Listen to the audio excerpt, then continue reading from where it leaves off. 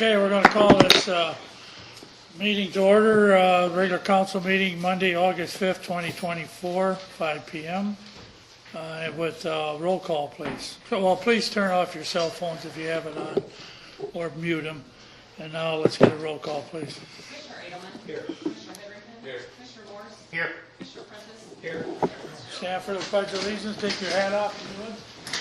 I pledge allegiance to the flag of the United States of America and to the republic for which it stands, one nation, under God, indivisible, with liberty and justice for all. Remain standing. Tracy, please. Dear Lord, we thank you for this day. We thank you for this city and these council members and this public. Lord, we ask that you help direct us and guide us, and thank you for your providence over us. Thank you, Tracy. Before we get too far in here, I'm going to, this is just a reminder, this council meeting is sanctioned by the state of Illinois, and we, if there's any disruptions whatsoever, you'll be given a warning. The second time, you'll be asked to leave. And that's all we ask is be respectful and everything else. Now we'll go on with approval of the agenda, which I'd like to amend. We're going to remove the executive session and remove that and move it to August 19th. Get a motion, please. Make a motion to approve the agenda as amended. Second. All in favor? Aye. Okay, get a roll call, please. How come we didn't have that We before? did Oh, that's that for, because oh, that was, That was to come out of the executive session. all right, we're going to open this up for public comment now. Everybody will get a chance to talk. You'll get 3 minutes. I'll time you as best I can with this. And when you get close to 2 minutes, 30 seconds, I'll just say something. And what we'll do is, it's up to the chief if he wants to respond the question right then or wait till later on. But wait till the end. Okay. So we'll give everybody a chance, and you raise your hand. When you raise your hand, stand up, give us your name, and then start. Yes, sir. Jim Health. I'm here today to talk about the code violations of 432 Oak Road. I'm trying to work with code enforcement about this. Code enforcement has said they have a source that informed them of violations observed during an ambulance call. They refused to divulge the source. Soon afterwards, code enforcement went to the house and demanded access, or they would get a warrant. Our tenant then let them in, and they wrote up numerous violations. Is this legal, and is this the norm? We have been trying to evict this tenant since April. She's very destructive. She refuses to move, and we have our third court date coming up. Her return from a vacation, the 10-day notice had almost expired. We called, but got no response from code enforcement. We were immediately given a court date. I started talking to Jesse from Ridge Construction in May about some of these issues. Once we got the notice from South Beloit, I started pushing Jesse to get these issues done. Code enforcement had sent us numerous small pictures with no clarification, just code violation numbers. I gave the code violations to Jesse in late June. He talked to code enforcement about a plan and clarification of the violations. Jesse received an assurance from code violation that they would work with us, but still no clarification on the majority of the violations. The contractor could not give me a bid or a contract without clarification of the violations. On 17th of June, we went to court. We were told by our contractor that the plan had been worked out between Jesse and code enforcement. But we were ambushed with 4 hours of going through pictures and getting clarifications of the violations. We were then fined $32,500. The city attorney then smiled at us and seemed to take pleasure in this. Now that we have clarification, Red's Construction has obtained permits and started work. We sent copies of the contract to code enforcement. It is hard to gain access to the unit when the tenant threatens to call the police if you try to contact them. If the city refuses to work with us and takes our property, you will be displacing an elderly wartime veteran with no place to go in the upper unit. Recording in What is progress. making of another property from a wartime veteran, myself? We are asking the city to work with us at remediation with these bonds. Okay, thank you. I know one thing I'll say about it is, you missed the court date though, right? No, we went to court. Like I said, we were ambushed. We were told by Jesse from Brett's Construction that he had talked to the city and they were going to work with us on this.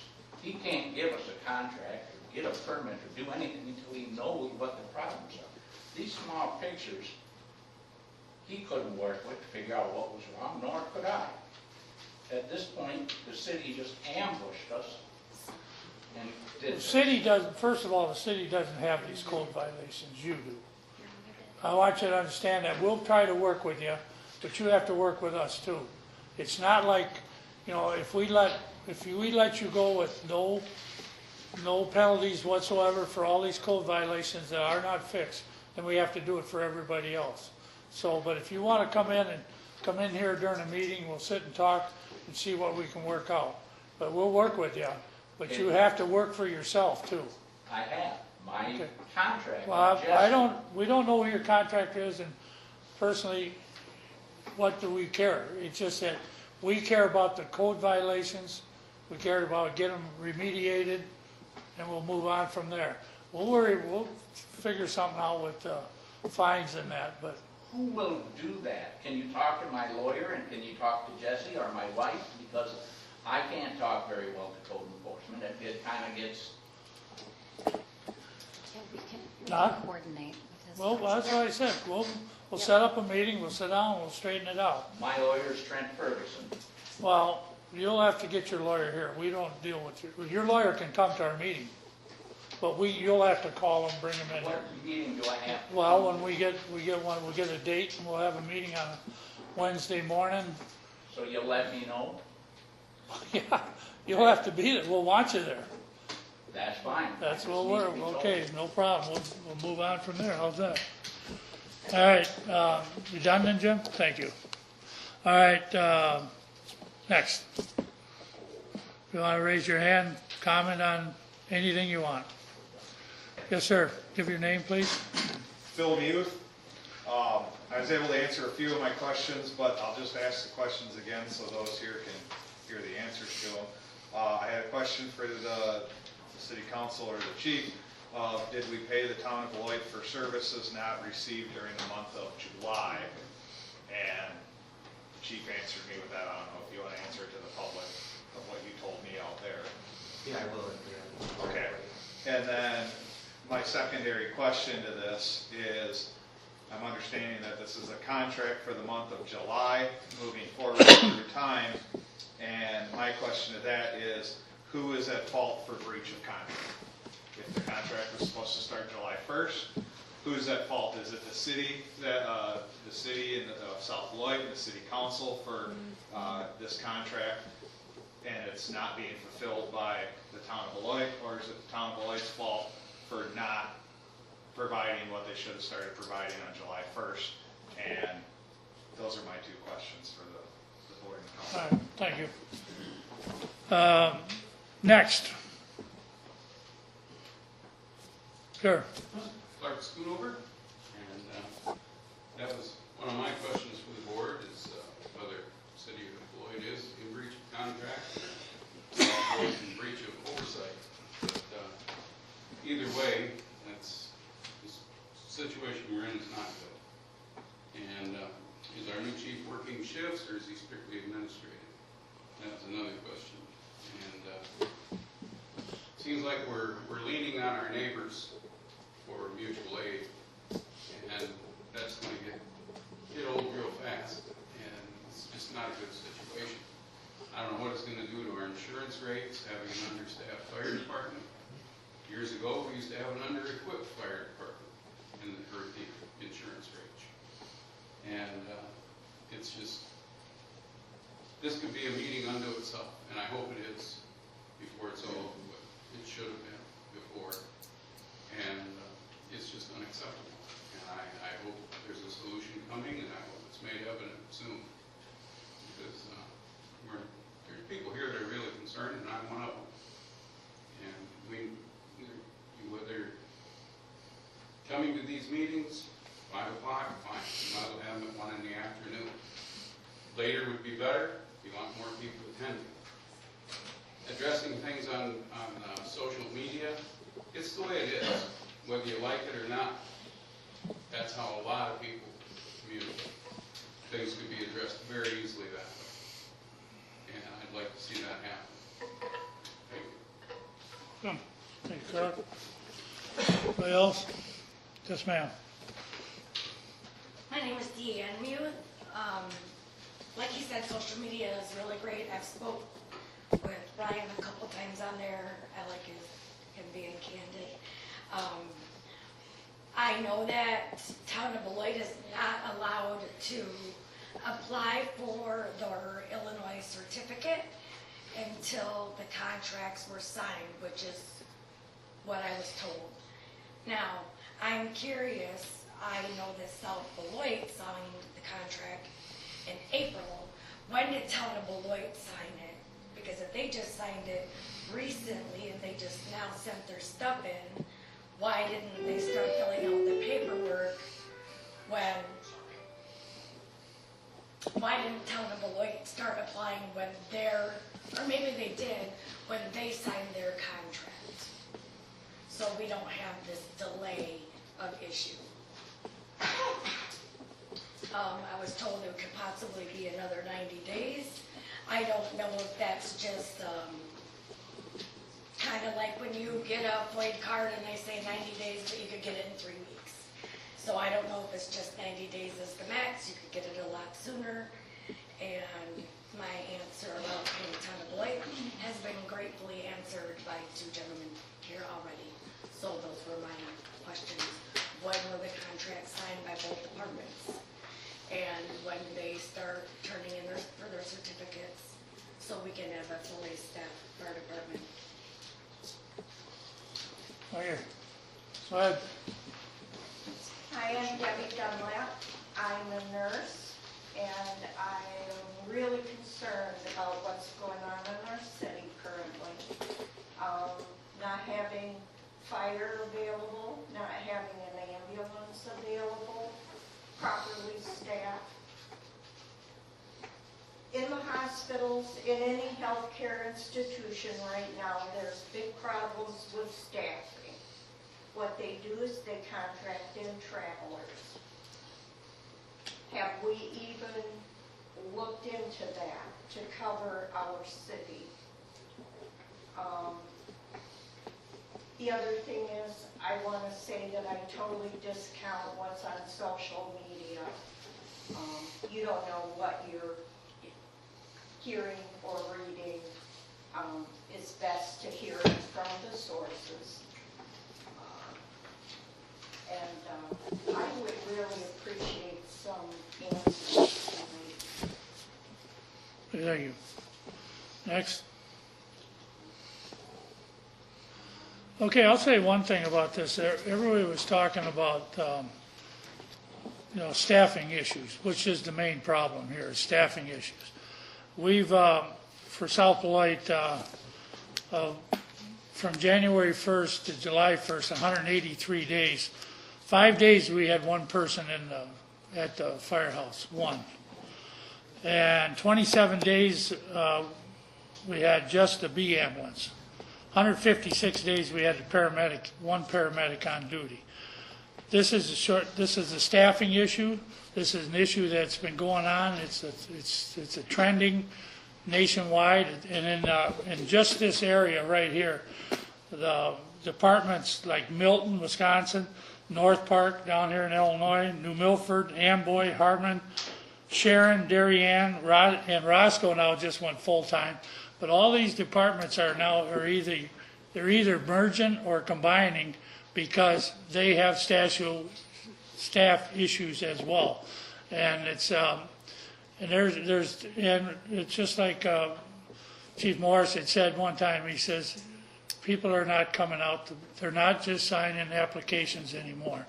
And so one of our issues was pay. So what did we do for pay? Well, we raised everybody's scale up. And everybody says, well, you don't pay our firefighters enough. Here's some, as of March 2024, part-time firefighter in South Beloit makes $15. Town of Beloit, $9.67. Harlem, $15. Part-time EMT in South Beloit, $19 an hour. Town of Beloit, $10.19. Harlem Roscoe, $16.05. Part-time paramedic in South Beloit, which surprises me, makes $24 an hour.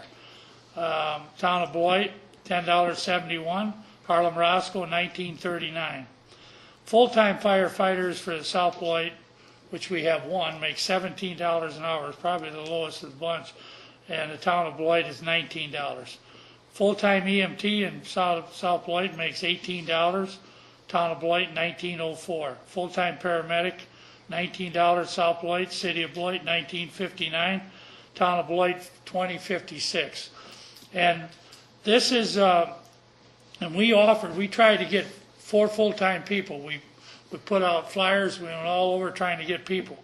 We even went to the extent of offering $10,000, paid over 3 years, and we got one firefighter. We've got numerous firefighters have left here and went to Beloit. Why do they go to Beloit? You'd have to ask them, but I think a lot of it has to do with better opportunities. They have more divisional places they can go and learn. And if the trend from here was going downhill. When first time I met, I knew we had 35 people here, 4 of them full-time. And since that time, we're down to 28 full-time, or 28 part-time on-call people, and of that 28, there's only 12 of them that are actually active. You know, they come there every once in a while. We're talking about people that actually put in a lot of time. And so it's a situation where it's not getting any better. We had to decide on doing something soon or we wouldn't have anybody here. And this was a decision we made. We had one person on our council that voted against this and 4 that voted for it. And we would take responsibility of it.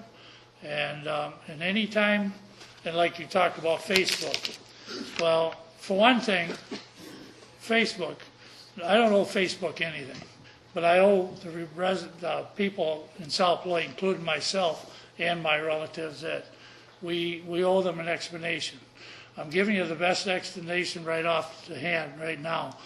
The chief, we got 2 chiefs sitting here that were both supportive of us, and that's why this went through. And and I know we've had a rough start right now. There's been some bumps in the road, but within, once we get these licenses through in the state of Illinois and everything else, and as far as you say the time-wise, I'm not sure. I'm not sure the time-wise, they could probably tell you that. But we give it a little bit of time, I think we'll do it. And when I asked both chiefs, I said, are our residents safe? They said yes. So I'm going with what they say. And I know people shake their heads and say no, but it's going to get better. I know it is. And yeah, I am. I wanted to give my little spiel before. I'll wait till you're done. No, go ahead. I got Wally Theory, South Beloit resident, business owner. How can, I'm a little confused with town of Beloit's 5 miles away, and they can get people, but we can't. I'm confused with that. I don't, how is he gonna do it and we're not? Well, they're doing it. They're doing it. I don't know how, but I mean, they're doing it. I don't have that answer. Yeah, no, I'm writing them all down and I'll answer every one of them. All right. What?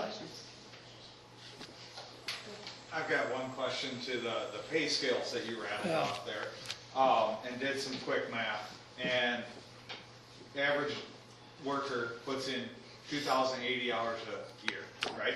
That's 40 hours a week, 52 weeks a year. I'm not running into a burning building for less than $100,000 a year. I understand. That's my personal opinion. We're putting these firefighters out there at $17, $15, $18 an hour, whatever. And you said our one full-time guy is making like 18 and change or whatever it was. $30 an hour is $62,000 a year. That means, in my eyes, we're still underpaying the cost of a firefighter. We're totally depreciating the value of the cost of a firefighter. Has the municipalities looked at what do you get when you offer $30 an hour? What do you get when you put $35 an hour? A legitimate wage. Because you can go work at a lot of factories, a lot of warehouses, and pull down some serious money, and you're not running into a burning building. So when you put that math on the table, has any municipality looked at that? Have we ever looked at that? Well, we've looked at it, but we're paying with the going wage, which I liked it was more. I wish it was more. But as of right now, town of Beloit and Rockford, Rockton, Roscoe, and South Beloit are all different. They're all different. Beloit has 38,000, South Beloit has 8. The Roscoe Township, Harlem Roscoe has 20,000 they got in their fire district. So we're paying as high as we can. I mean, we could pay more, and we probably will in the end. I mean, when we contract this, we know this isn't going to be cheap, but we need people there. We need to know that there's people there. And the way it's going, and like I say, it stumbled this last month. I'm not making excuses for it, but we should get better. Everybody, you asked twice, but if anybody else, if somebody who hasn't asked a question, yes sir, go ahead. My name's Andrew Eternal. You guys ever thought about going into like just high schools and stuff and try to get people out of there? I mean, a lot of people go into high school to see if a lot of the younger people are interested in doing this. You know, some people don't have, a lot of the students don't know what they're going to do out of high school. Maybe this would be something for them to, to Well, look into. when Kenny was chief, he had junior firefighters and stuff like that. I mean, there is programs, and there are actually even some college programs out there. I wish more would take interest in them, but they haven't as of yet. But And one more thing too, a couple years ago, I had a heart attack, and it took them probably less than 5 minutes, probably around 5 minutes to get there. If they would have took 15 minutes, I wouldn't be here. So just so you know. the chief has time for the last month and everything else that he will pass on. I have them right in front of me, but I'm just saying that I'll leave that to him. Response times and everything else. We got all the information here. We'll ask, and when Chief gets a chance to talk, he'll just give you all the information you need. Yes.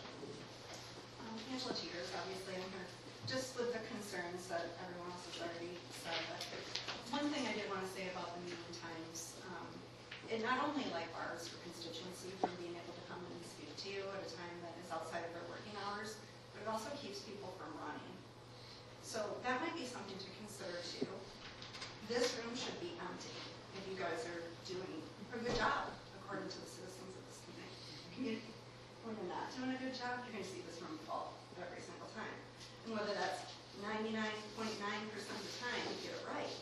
That 0.1% of the time, this gallery should be available to the constituency to come in and speak. So that's what I'll say about the times.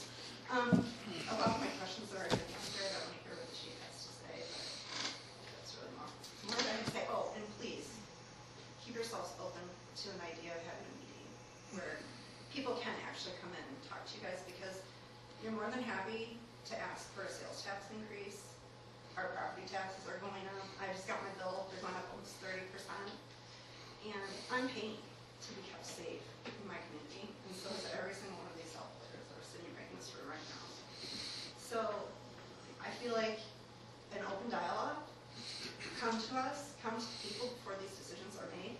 And I'm not saying that any malice was there.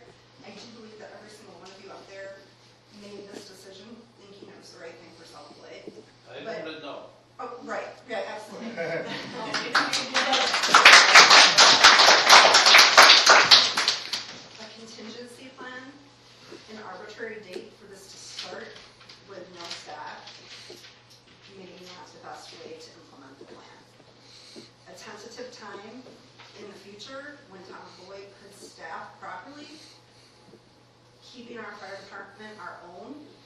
been my vote, but leaving us with nothing or very little staff or a scary level of staffing, that's just unacceptable to me.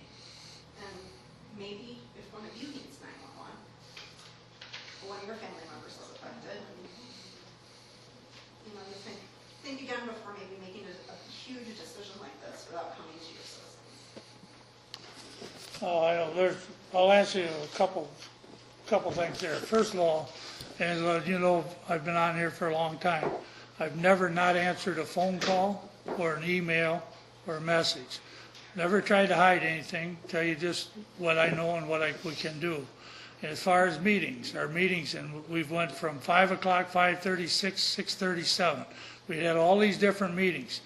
And at one time, we had 3 people show up every time, and it was the same. It doesn't matter if only 3 people show up. People have busy lives, and they don't want to sit here in this room. That's why we've hired all of you.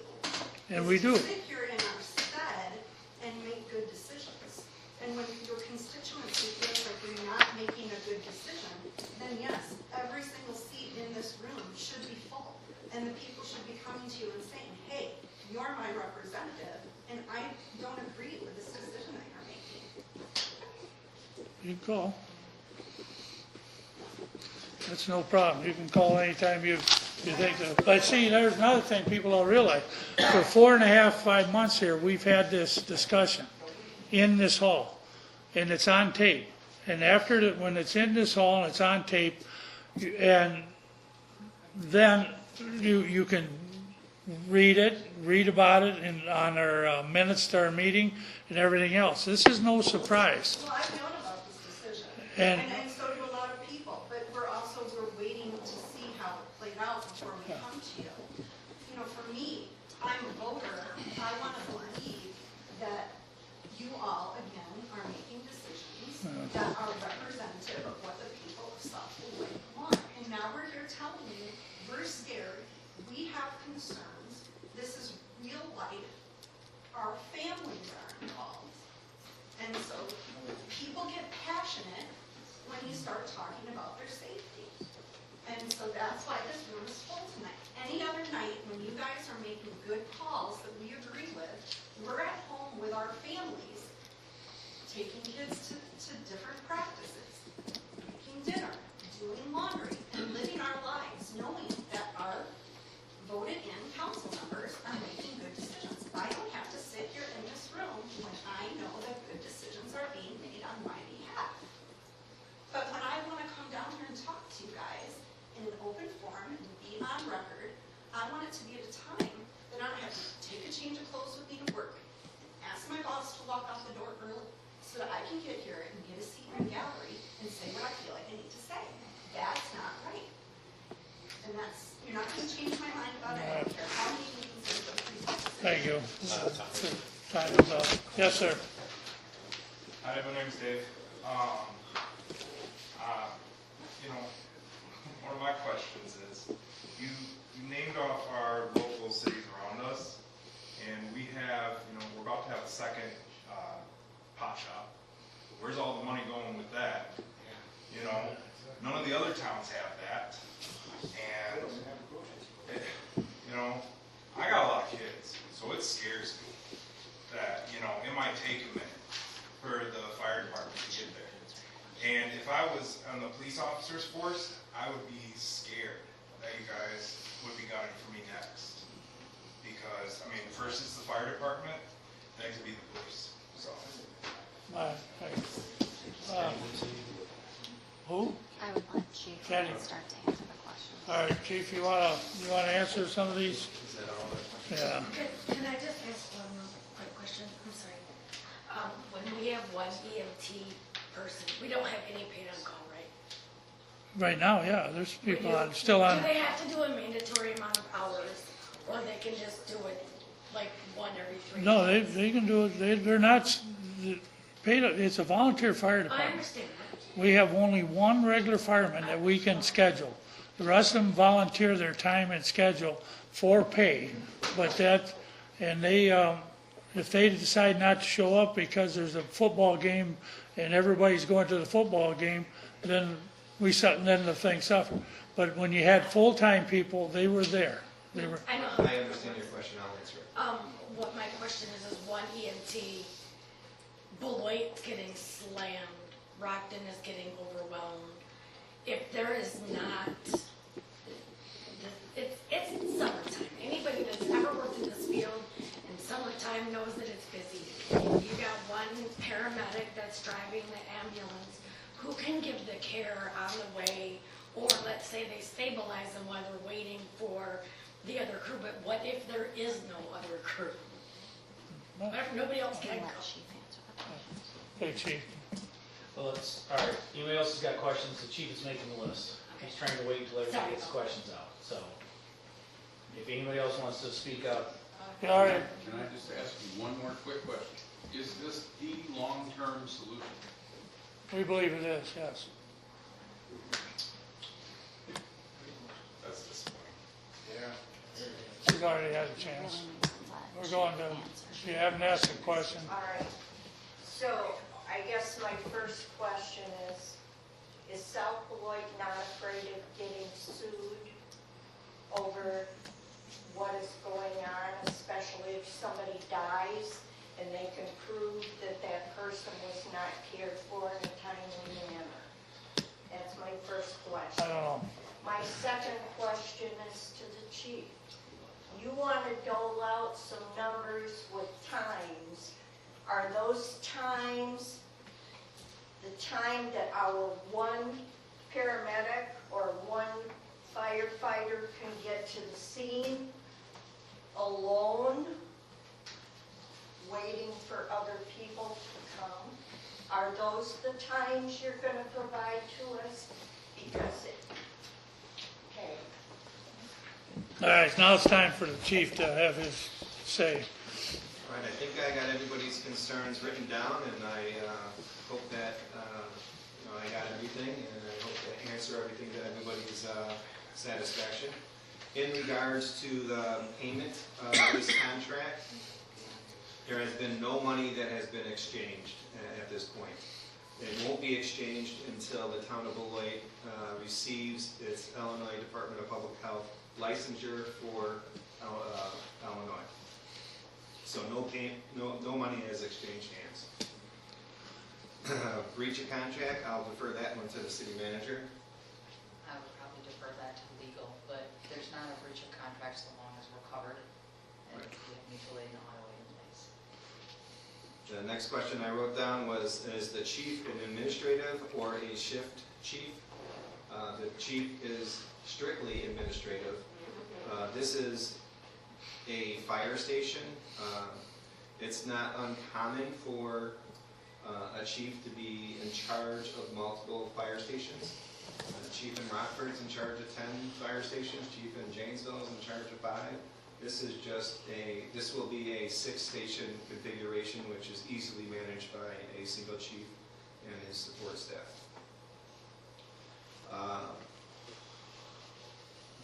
Insurance rates? You're talking about ISO ratings? I think Clark had asked, what's the impact on insurance rates? Well, every 5 years we should go through an ISO evaluation, which will determine that. And honestly, going from a volunteer to a full-time staffing model, everything's going to increase because in an ISO rating, they're looking at your capabilities of responding. They're looking at your training hours. They're looking at a lot of factors that now are going to be in front of them at all times. Chief, can you just clarify, when you say everything will be increasing, you're not referring to rates. You're referring to the ISO rating, that it will get better because we will have full-time staff. It will get better than what it is now, yes.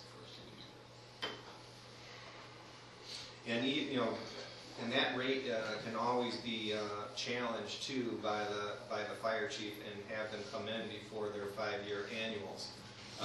If I feel that looking at the numbers and the stats that we are higher than what they are rating us at, I would challenge that and I would work with ISO to get that number lower. Social media, personally I'm not a fan of social media. That is really that's one person's perspective, and it's really not working with the facts. I like to work with the facts, and I'll leave it at that. Signing of the contract. When did we sign this contract? We signed this contract earlier in this year. I know South Beloit signed somewhere in January, and the town of Beloit signed sometime in March, this contract. But there's a lot of things that had to occur. A lot of legalities had to occur to align everything up. And the last thing that we're waiting to align is the paramedic licensures in Illinois.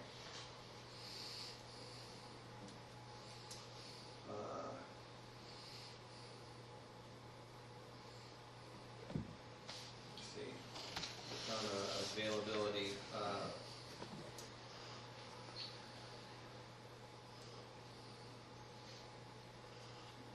Okay, staffing. The big thing on staffing, and I know Chief Griffin can chime in at any time, but I'll give you the crux of why couldn't South Beloit staff their own station with full-time personnel versus spending the same money to have the town of Beloit do it. The reason that you could hire personnel in South Beloit, but a firefighter that's getting into this business, they don't want to be at a single station department that is going to only run 1,000 calls a year. If you get into this profession, you want to be busy, you want to be doing your craft, you want that experience, you want the ability to go on special teams like the hazmat team, the water rescue, the SWAT team. There's a lot of different,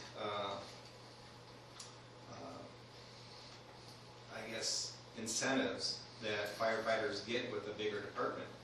I can tell you in the city of Beloit, we hired a lot of South Beloit firefighters. They got all their training here in South Beloit, and as soon as they got their training, they're applying for full-time departments. I know that town of Beloit also has South Beloit Fire Department personnel, and so does the city of Janesville. So that's not uncommon. That's why you can continually hire people and get them trained, but as soon as you get them trained, you don't get that advantage of using them because they're going somewhere else. So it's a repetitive cycle. So that's why you can't have the numbers or the staffing.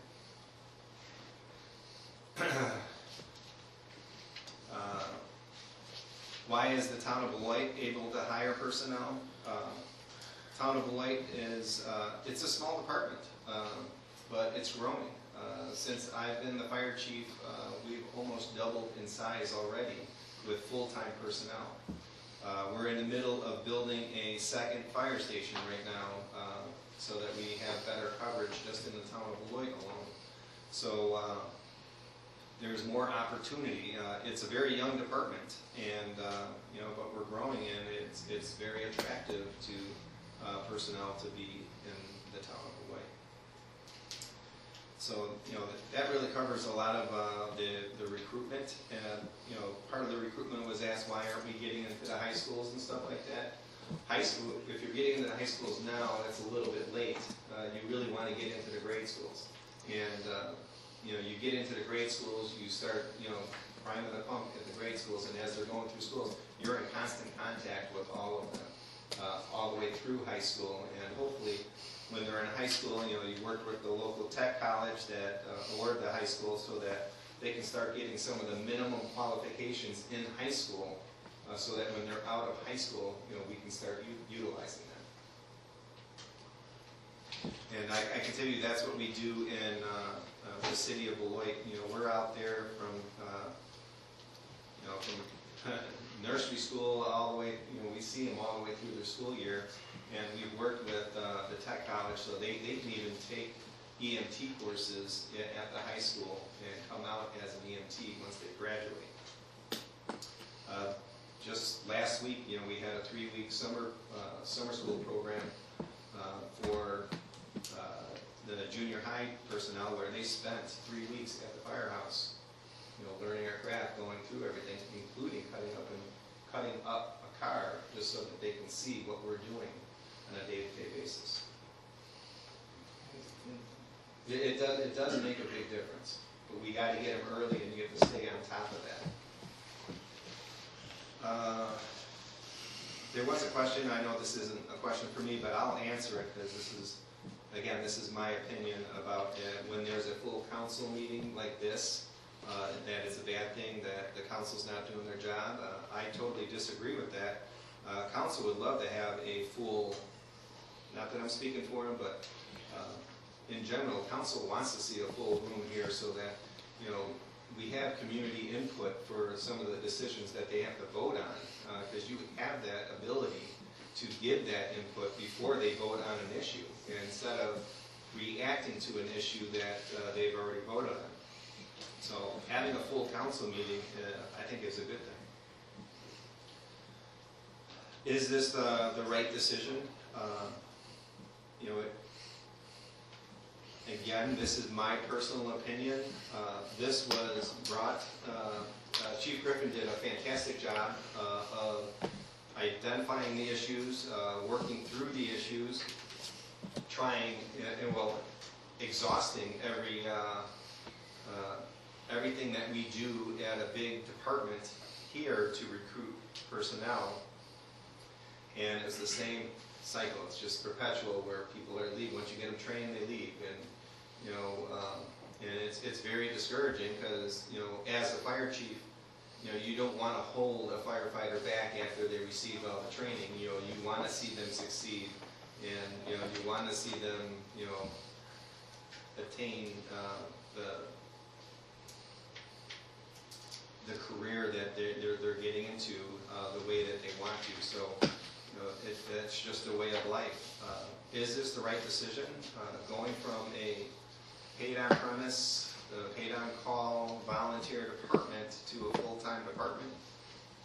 I think it's the only choice, because even in the town of Beloit, we used to have 60 paid on calls on our roster. To this day, we've got 5. So that's another reason why we're transitioning and building up our full-time staffing in the town of Beloit, because volunteerism and paid on calls just aren't there anymore. Let me see what else we got here.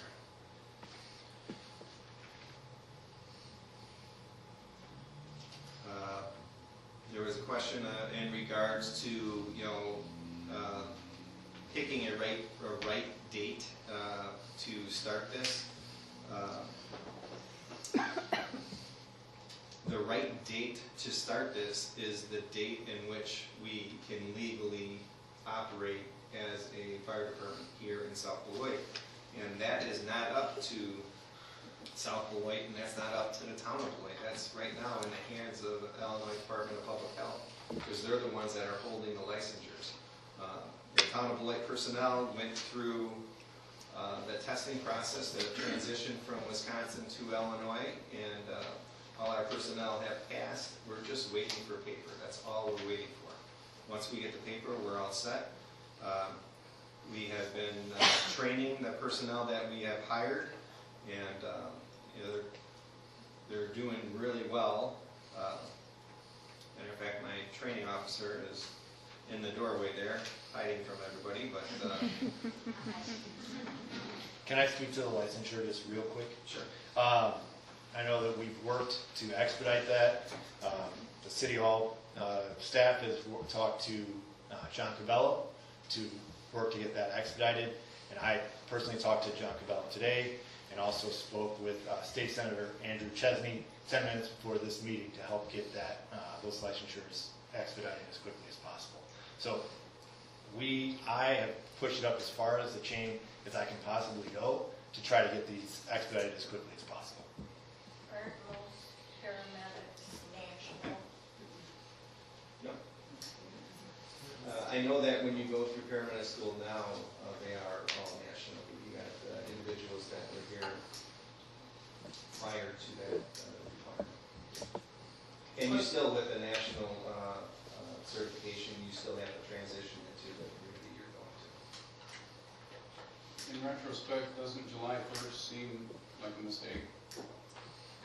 Well, you just put a date down on the contract and no, honestly, we put a date on there, as a best scenario type date, and, you know, we're just working through the legalities, and we can't go any faster than what, Illinois Department of Public Health. All I'm gonna say is that the appearance just stinks. It really does. I was gonna ask, if South Beloit signed the contract in January, was this a surprise that these guys need to be certified? This is 7 months later. So why didn't that process start then, when the contract was signed? Because then, I All believe. right, wait. Everybody's had their chance to talk. The Well, chief can answer I'll this. I'll answer your question before you walk out. Enough of that. Okay, doesn't want to hear the answer. So with something like that, there's a lot that goes on behind the scenes that a lot of people aren't aware of. Town of Beloit is a union fire department, so there's impact bargaining that has to go on, and impact bargaining doesn't happen overnight. Matter of fact, we're still impact bargaining with the union right now for doing this. And there were a lot of legal things that the attorneys had to take care of to make sure that the insurances and everything were all in line, so that when we do this, we're doing this right when we start. We're not shooting from the hip when we're doing this. We're working through all the issues first, and then once we get everything completed, then we're going to go in service. And once we go in service, it's always going to be there. It's never going to be we don't have personnel. It's always going to be there. There's no doubt. Chief, could you respond to the question that was asked regarding recent response times and staff at the station? And maybe that question would be better posed to Chief Griffin, but I'm gathering that that's a real concern for individuals, and so I think it's really important that that get addressed. He still has like 4 or 5 bullets that he hasn't gotten to. If we can Let's let allow him him, finish. yes, we can allow him to finish before we open any more questions. There was a comment about people being scared that, you know, you're going to dial 911 and nobody's going to answer. I can tell you that someone will always be there to answer. All fire departments have entered into auto aid and mutual aid agreements with their neighboring communities, because anytime a fire department is at a fire, that community is 100% committed at that fire, and other calls still happen when they're committed at this fire. So you will have other cities and other municipalities responding to your community to cover all those ancillary calls while you're fighting that fire. That's normal for any department. Nobody's going to get away from that. That's just the way it is. But to be scared that nobody's going to call or nobody's going to respond to your call, you don't have to be scared. Someone's always going to be there. Certifications, training, I can tell you that our personnel are all certified and they are training every single day. We make sure that everybody, because this question came up about personnel that are volunteering their time, what are their certifications, you know, are they qualified? I can tell you that when Town of Beloit takes over, all the personnel are going to be certified, trained, and I will be able to prove that with all of the training hours that we log on a regular basis.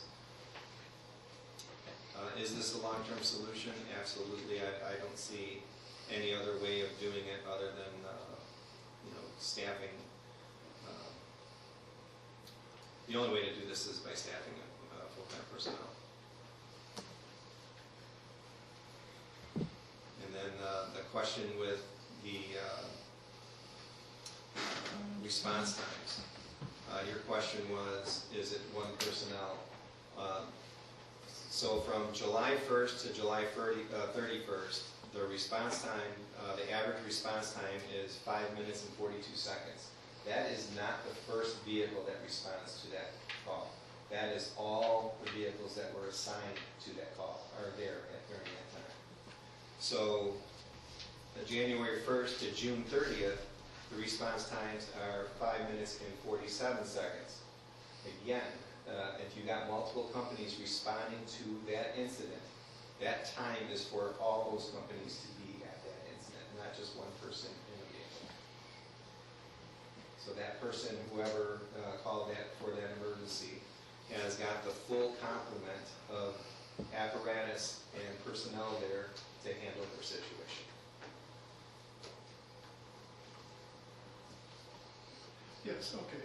It's my understanding that if a call comes into South Beloit, a South Beloit fire truck or ambulance has to be the first to respond to it before Rockford will apply, do mutual aid. So if we got one person and we get 2 calls, what are we gonna do?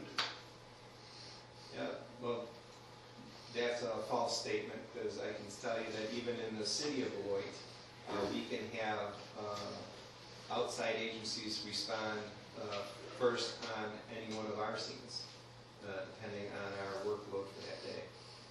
Sir, can we get your name for the minutes? Can we get your name for the minutes? Oh, Randy Peterson. Thank you. Just one more reminder for the gallery. If anyone hasn't spoken before and they want to ask a question, just please give your name so the clerk can take it down.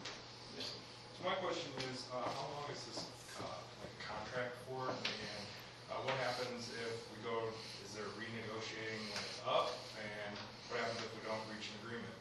Do you just walk away? Is there another transition? No, there would be a time frame that will allow South Beloit to assemble their own fire department before ties with the town of Beloit would be severed. I don't have the contract in front of me, but I think it's at least a year.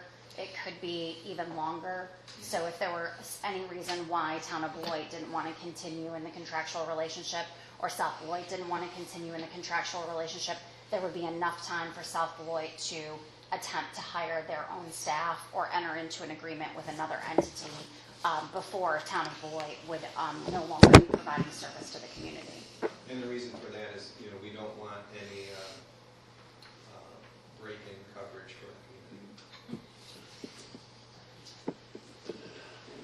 I just have a question. I know that whatever department can come first, I do know that. So if you guys are on a call, Rockton can come first. I know it doesn't have to be the local department, but like you said, they all cover each other. So what does happen? City of Beloit's been getting their butt handed over to the point where they were like, we're out of ambulances at the moment.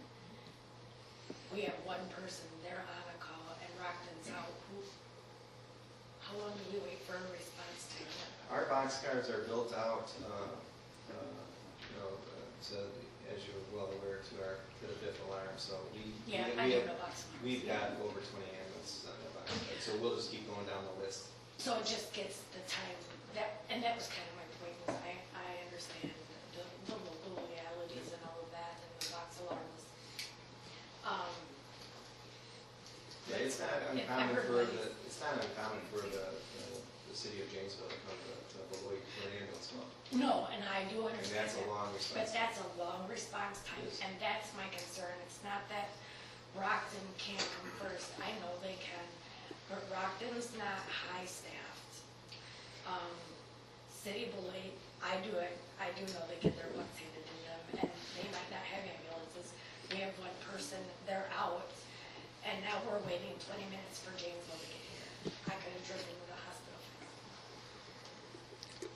I don't know that you would have a 20-minute response time, because It's all hypothetical, and I get it, but that's my main concern. usually when a outside agency is coming in for your ambulance, it's They're at our 10 to 12 response, 10 to 12-minute response time. You tell me Janesville can get to my house in 12 minutes?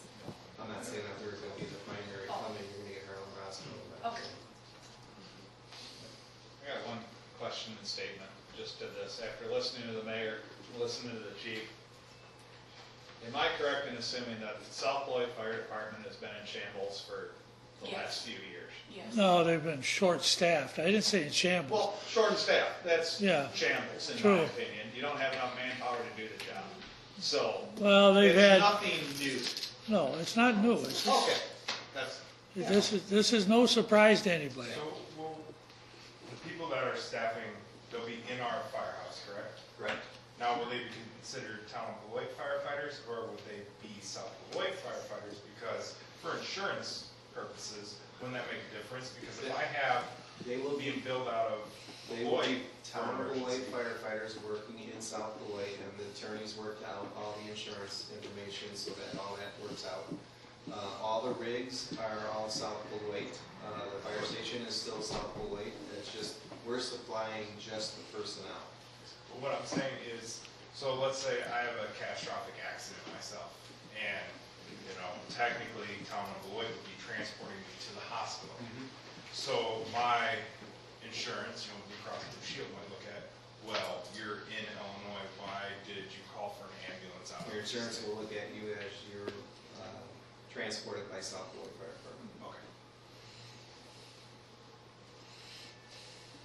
Have we even looked at bringing in people temporarily contracted to cover until this all transpires? Yeah, I'd have to defer to Chief Griffin. I'm sorry. I can probably answer. No, we, If you want me to. go ahead. Sonia, go ahead. Yeah, we've looked into contracting out. Yeah, But why hasn't it happened?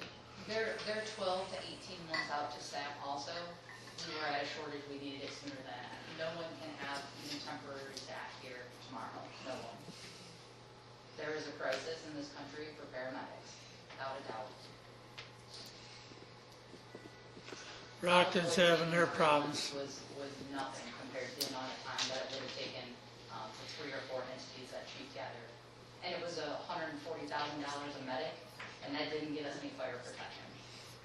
So there's accusations about the cost of this being, a fraction of what it could have been in that country. All right, go ahead. Give Susan you- Miller.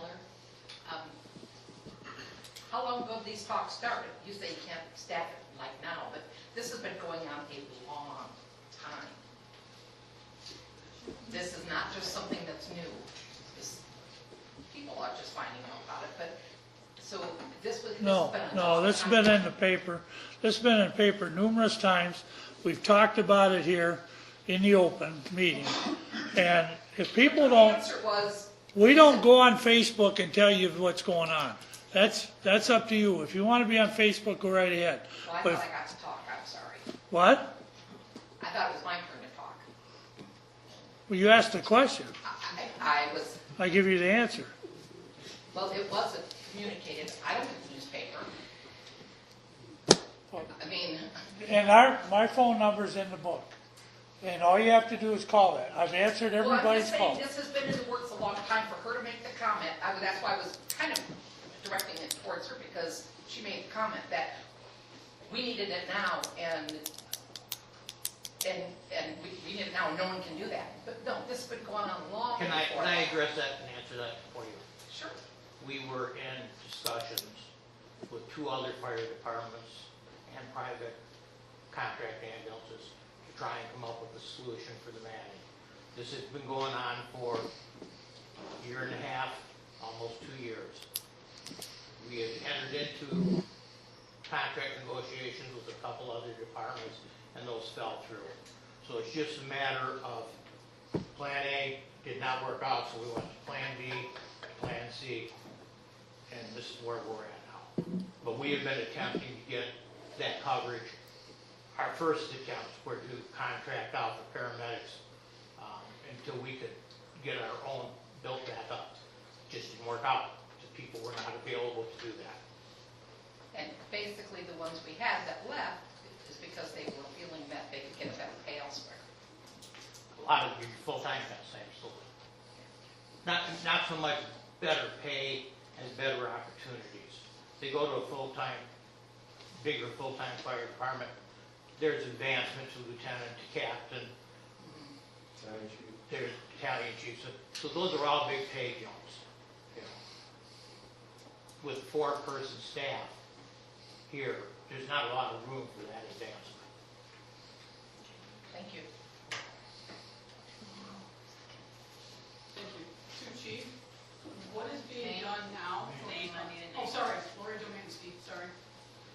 Now, if we have have one person in the building, and the call goes out for South Beloit, and he can't respond, how much of a delay is it before the next is? Or do we have automatic mutual aid set up? Do we have automatic private ambulances set up that are going to the call?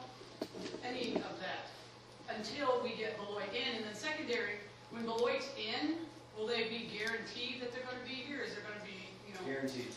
2 on an engine, 2 on a ladder, 2 paramedics, or how is that going to be in twofold? And the second one you really don't have to answer, but I guess my main concern is what's happening now. Guaranteed at a minimum to have a 2 paramedic ambulance in the station. When we are fully staffed, we will be what's called a jump company. Okay, I know what that is, yeah. You'll be an engine or an ambulance. Okay. And then what are we doing now? Is it automatic aid? Is dispatch putting it in, saying, hey, Rockton's going to get this one because there's no one in the station? Is it a daily thing that changed and is fluid? Well, it's not just Rockton. That person that's in the station is still responding to the call in whatever vehicle they choose to go in. That vehicle will have medical equipment. They can start rendering care until that auto aid is there. And if it's a house fire, do they call for automatic aid, or is it? Yeah, that's automatic dispatch. Okay, so that's how it's set up now. Okay. Just a quick question. All right, go ahead. Nicole Schnapp. So you started off some numbers earlier, and I'm just looking at the financial piece. $20 an hour, I did quick math, times 40 hours a week, times 52 weeks a year is 41.6. Okay, and that's one of the higher paid people, right? What are we paying, 500 for this contract? Over 6 months? And I totally get the recruitment piece, right? I work for a big company, I left this small company for a big company, because there's more opportunity. I get that there should be a premium on that as well. I guess I'm just kind of wondering, we're only gonna have 3 staff? What's the full staff, what's the full-time staff, what's town Full like staff will providing? be up to 3, yes. Up to 3, at 41.6, it's about 120 a year. Do you want me to address that, Mayor? Yeah, With regard to pay for municipal employees, one of the things that we probably need to discuss that we haven't discussed yet is it's not just the hourly rate of pay. All municipal employees in the state of Illinois do receive and qualify for a pension. Depending on what the employee's salary is, that can be anywhere from $30,000 a year as a cost to the municipality to even higher. So you have to factor that into the benefits package. In addition to cost of health insurance, family plan runs about $35,000. So for an employee here in the city of South Beloit, their total compensation package, when you factor in the hourly rate, the pension, the health insurance, the other insurance that's provided, the paid days off, things of that nature, it's somewhere in the neighborhood of between $75,000 to $100,000 per employee. All in. Right. That's fair. I was gonna ask about all in. Yeah, so that's the all-in cost. So with the contract with Town of Beloit, we are, the city of South Beloit will be paying what those hard costs are for each of those employees. So just so that everyone was clear, this wasn't a decision that was made to save money, right? It will probably cost a little bit more. The decision was made simply because of the staffing issue. And I came to the city of South Beloit in 2011 when this gentleman sitting here to my left was our fire chief. And he and I, kind of discussed this issue even way back then. There was a consultant that came in 2013, 2014 that did a study, Fire Scope Mid-America did a study to try to figure out, okay, what can we do to encourage individuals to be willing to come and work in some of these small departments and work as either paid on call volunteers that get paid when they go out to a call, or alternatively to be willing to join the full-time ranks. And I think what we found over the years is even when South Beloit matched an hourly rate of pay and had this great pension system and had this Cadillac insurance plan, it wasn't enough because for the younger employees that were coming to work, they wanted more opportunities to be able to, as Chief explained, kind of rise through the ranks and work in some of these bigger departments. So what was happening here in South Beloit is the taxpayers were actually subsidizing the training, right? You were recruiting these individuals to come to work for you, and then after they received all of their certifications, including paramedic, which takes a very long time to be able to get, then they were leaving your department and they were going and they were working elsewhere, with the city of South Beloit having paid for all that training. So with this contract with Town of Beloit, in fact, some of those individuals that you paid for their training will be coming back and working in the department. And they'll be working with your equipment, they'll be staffed in your station, And that's the only way that I think that South Beloit could find to, at least at this point, be able to actively staff. And I think that you'll find also, and I know that Mayor previously talked about this, but this is not an issue that is unique to South Beloit, okay? Even with your larger fire protection districts that have far, greater taxing power and cover larger areas like Brockton or like Harlem-Roscoe, they are running into the same situation where the individuals who were willing to serve as paid on call are just not willing to serve as paid on call anymore. And so they're having to transition to full-time departments, or they're having to consolidate with other departments and try to have a multi-department that covers various jurisdictions. And the city of South Beloit explored that for quite some time too with Harlem-Roscoe. Can we look at some sort of intergovernmental agreement there where the two communities, obviously Harlem-Roscoe covers more than just the village of Roscoe, but the two communities are able to combine forces. It made the most sense also because Harlem-Roscoe has a station in, practically in South Beloit over by the elementary school. And what was found was that they just weren't in a staffing, they didn't have the staffing capability to be able to assist with staffing in South Beloit. And so that's kind of how we got to the place that we're now in. That's fair. Is it a fair ask to get the all-in cost? Oh, sure. All-in hourly Absolutely. cost? Yep. We can definitely get that to you. There is a huge benefit for recruitment. I understand that people are leaving because there's just nowhere to go. Right. You got a 4 or 5 man station, that chief isn't leaving for years, so I absolutely get that. Nicole, just to be clear, you want the total cost of the contract or the, I just want the all-in cost of Like per person. Yeah. I just am curious what the. We can absolutely get that to you. There's also elevation pay too, so officers are making more money than drivers, drivers are making more money than firefighters. Yeah. So it's not just a base $20 an hour, there's three different levels of pay too. Randy. Randy Peterson, all right, we're talking a lot of contracts, these people that you're training, you're putting thousands of dollars, so don't put them under contract, okay, you have. We did. X amount We of did. Or years for. That was the $10,000 bonus structure that we had set up. If they stayed for 2 years, they were getting that. That's a bonus structure. But we still have a contract, and the same way with the police department. If we put you through training, you have to stay so long, otherwise you have to pay us back for the training that you got. I mean, most departments do that anyway, that's not something new.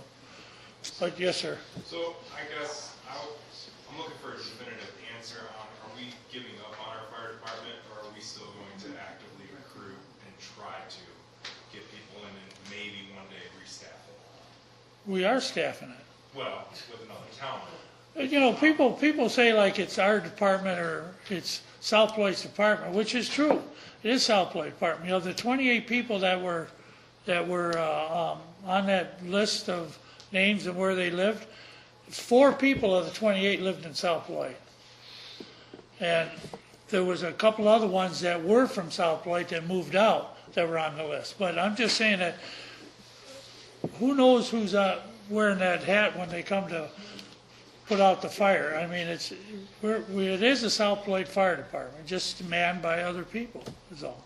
Could I comment on that? Go ahead. We're not giving up on South Beloit Fire Department. We're manning it with personnel that are hired through Beloit Township. Basically, look at them as a personnel management company. Okay, the personnel that we're going to get through Town of Beloit are in the same pool of people that if we were putting out an application. There's only X number of people that apply for these jobs. We're just looking at going from a paid on-call program to a fully paid department. So that way we can guarantee the manpower as opposed to this year we may have 35 firefighters, next year we may have 12. Okay? I know we are all over the place, but can I add to that too, Mayor? Pardon me? Can I add to that too?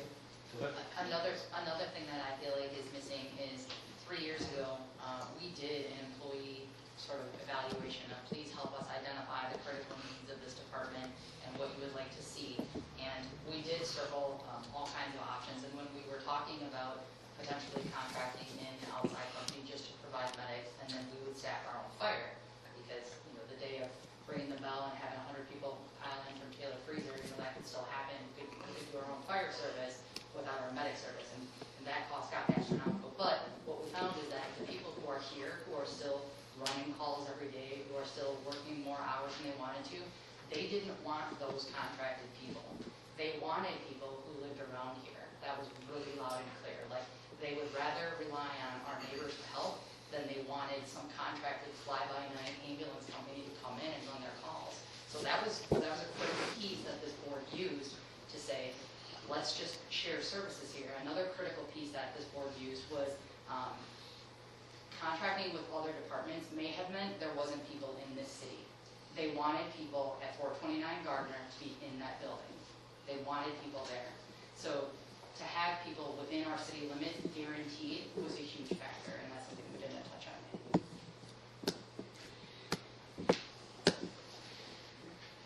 So, after listening to everybody, I think that personally, being in the medical field for 50 years now,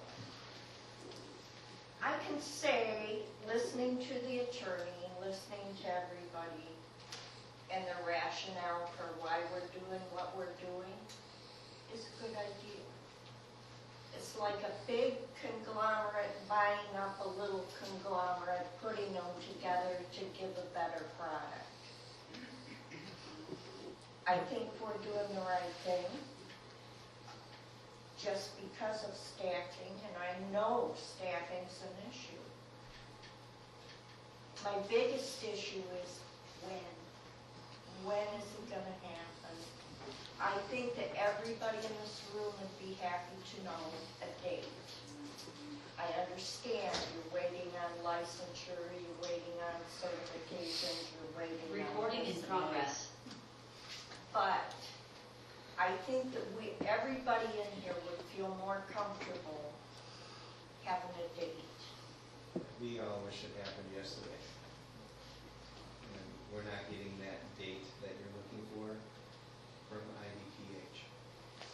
We will get, like Ryan said, we've been on the phone to our legislators for all the help we can get. It'll be soon, but I mean, we're appreciative to the firefighters we have here now today that are still working. I mean, that's important to us, and they went above and beyond their call of duty, and we're, I mean, I wish this was seamless, like I said, but it's not. We've got some bumpy roads, but if we can get by here for another month, I think we'll be a lot better off, Yeah. I think we're all a little frustrated that it's taken True. 7 months so far. Well, we understand. There's some issues that should have been addressed at the get-go. Well, that were let. just about every time we got in a contract talk with it, something else would come up, some little thing. Well, we got to change that. Well, you just don't change things right away, so you go through the process. It takes time, and it's right now it's refined down to the point where we're ready to go forward with it, and this turned into a firehouse discussion more than it did a council meeting, but I'm glad everybody's got a chance to talk and express your concerns. And like I said before, hey, I'm not going to call you, but if you call me, I'll answer your call and I'll call you back. I'll give you what information I can. Otherwise, you watch the board or something, or come down to a meeting.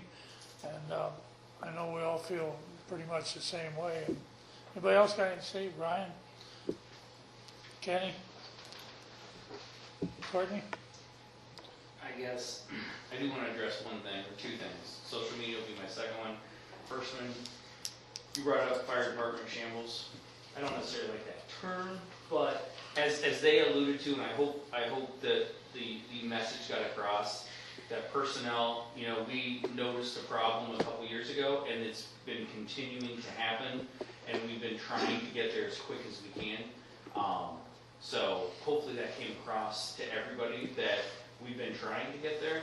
It's been taking time. So, and the social media aspect of it, you know, it is what it is, whether people get their information from social media or they don't. We can debate that till we're all blue in the face. The only thing that I just ask people is, if you're questioning something, try and get an answer from one of us or somebody up here. The thing that frustrates me is just the fear mongering that happens, you know, and I understand that's going to happen. It doesn't matter whether it's this council or anything involved. It's just real easy. So just, again, he said it, multiple people have said it, you know, if something doesn't seem right, reach out to us, please. We want to be contacted if you have a question. I can't say that enough. And frankly, you know, I may or may not respond on social media, plain and simple. So I'll be City has a webpage, right? Huh? City has a webpage? City has a webpage with all of our contact information You on can't it. control what goes on there? I can't send you a question in the middle of the night and you can answer it at your leisure? We all have an email address and Well, you send it to me. If you send it to me in email, I'll answer you. If you send it to the page there, I very seldom actually look at the page. Well, why have a page? If you send something to info through our webpage, it goes to our city clerk and she distributes it to us. She can make sure I get it, but I don't, like I said, some of that stuff I'll watch. You're gonna have to crawl in the 21st century, Tom. I know, that maybe I You can will. scream it all you want, but it's here. No, I understand that. That's why I say I have an email and I have a phone. So if there's any way you want to get a hold of me, you can call me.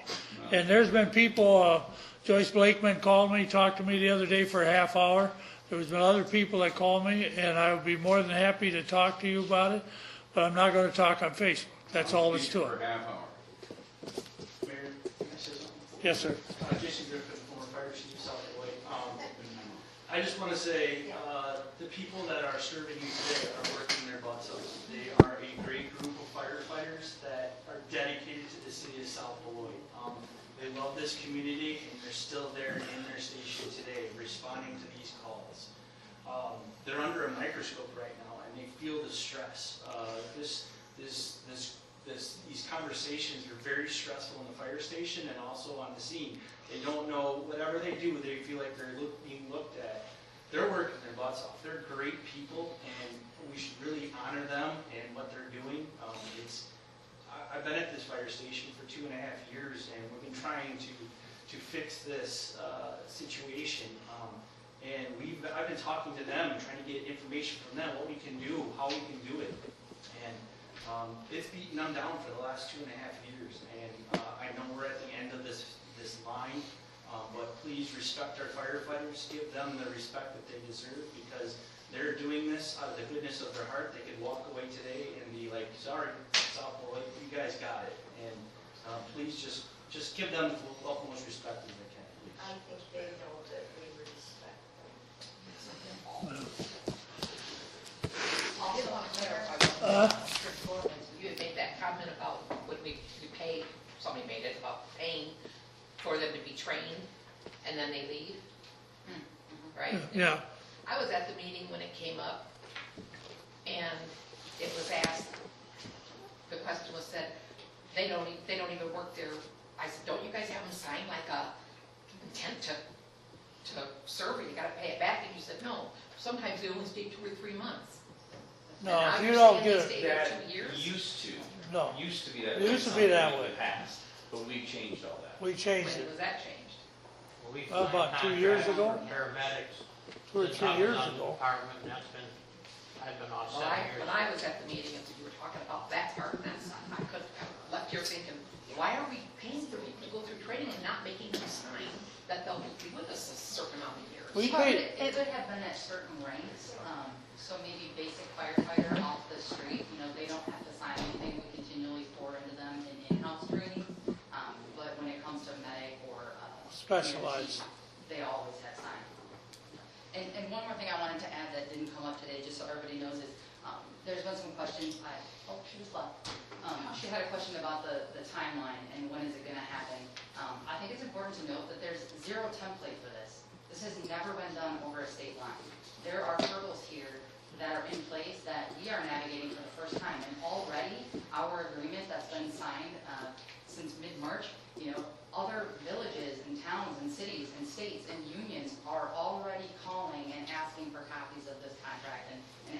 questions about how we're navigating. So the fact that there's this delay, and from my understanding, it's a commitment. You know, it's a commitment, and we know we're not quite there, but both boards are officially committed to getting this done. Now go put the work in. But there's not a template, you know. It happens over county lines, it happens over city lines, village lines, but this has never, a shared staffing agreement has never happened over a state line. So, you know, are there unforeseen hurdles? Yep. Did we know there were gonna be? Yep. Are we working through them? Our damnedest? Yep. Sorry, Matt. Quick question, when Rockford Fire did approach, there's larger staff? Yep.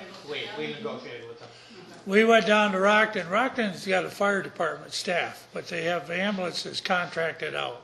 No, Rock Forward. not Rock Ford, oh, Rock Ford, no,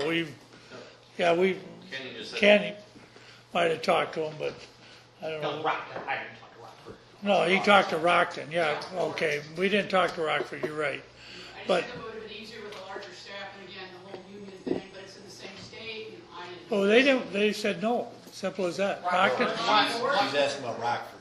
Oh, Rockford, oh, I don't know. One of the things we look at is trying to find an agency that we border with. Okay? I understand that, And, I mean, we're talking a big jump between here and Rockford. When you look in this area with the three towns, Rockton, Roscoe, and South Beloit, there's 5 ladder trucks, counting Beloit. 5 ladder trucks. We got one building that's 3 stories tall. You know, and when you go down to Roscoe and you look in their buildings down there, they got a lot of new equipment on all their buildings, and because they're a fire district. We talked to them. We were glad that when we got sitting down with Beloit and town of Beloit, that they thought it was a good idea, and we went through it. But there had to be something done. This was not going to, you can't do the same thing over and over and expect different results, and that's the way things were going. And things would keep going with staffing problem. I mean, we got the best, I know we still got the best, but staffing problem was the problem, and we're trying to fix it. It's that simple. I mean, it's not that simple, but that's the reason. I'm going to close this. One more. So with $1,500,000 every 6 months, is that just for the actual firefighters, or does that go for them maintaining some of the maintenance too? That's a great question. So the contract calls for staffing only, so it's all the employee costs, but the building is ours to maintain. The grass is ours to cut. The trucks are ours. There's some equipment within the department, and between Chief and Chief Pease and Griffin, they went through everything that belongs to the city and everything that the town could use. Of course, if there's turnout gear that still has 7 years of life in it, we want to give that to them to staff with. But anywhere where we could share things, we did. But the things that stay in this building forever are ours to maintain. You know, just in case we ever did take our staffing back or felt we were in a position to try to do so.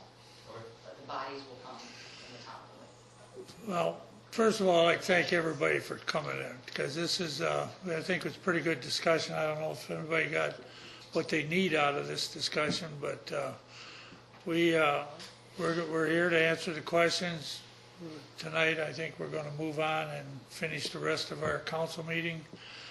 So, if you want to stay and listen to that, okay. If not, thanks for coming. But we're moving on. We need approval of the minutes. I know, I got it right down there.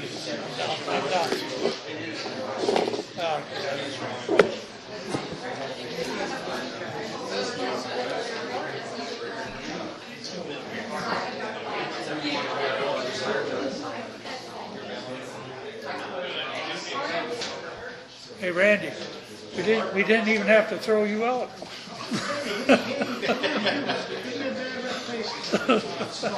I just came to get clarification. All right, sure. And that's why I'm glad most people did. Just, they want to know. That's it. Oh, I gotta say goodbye. I got a meeting to go to. All right. Take care. All right.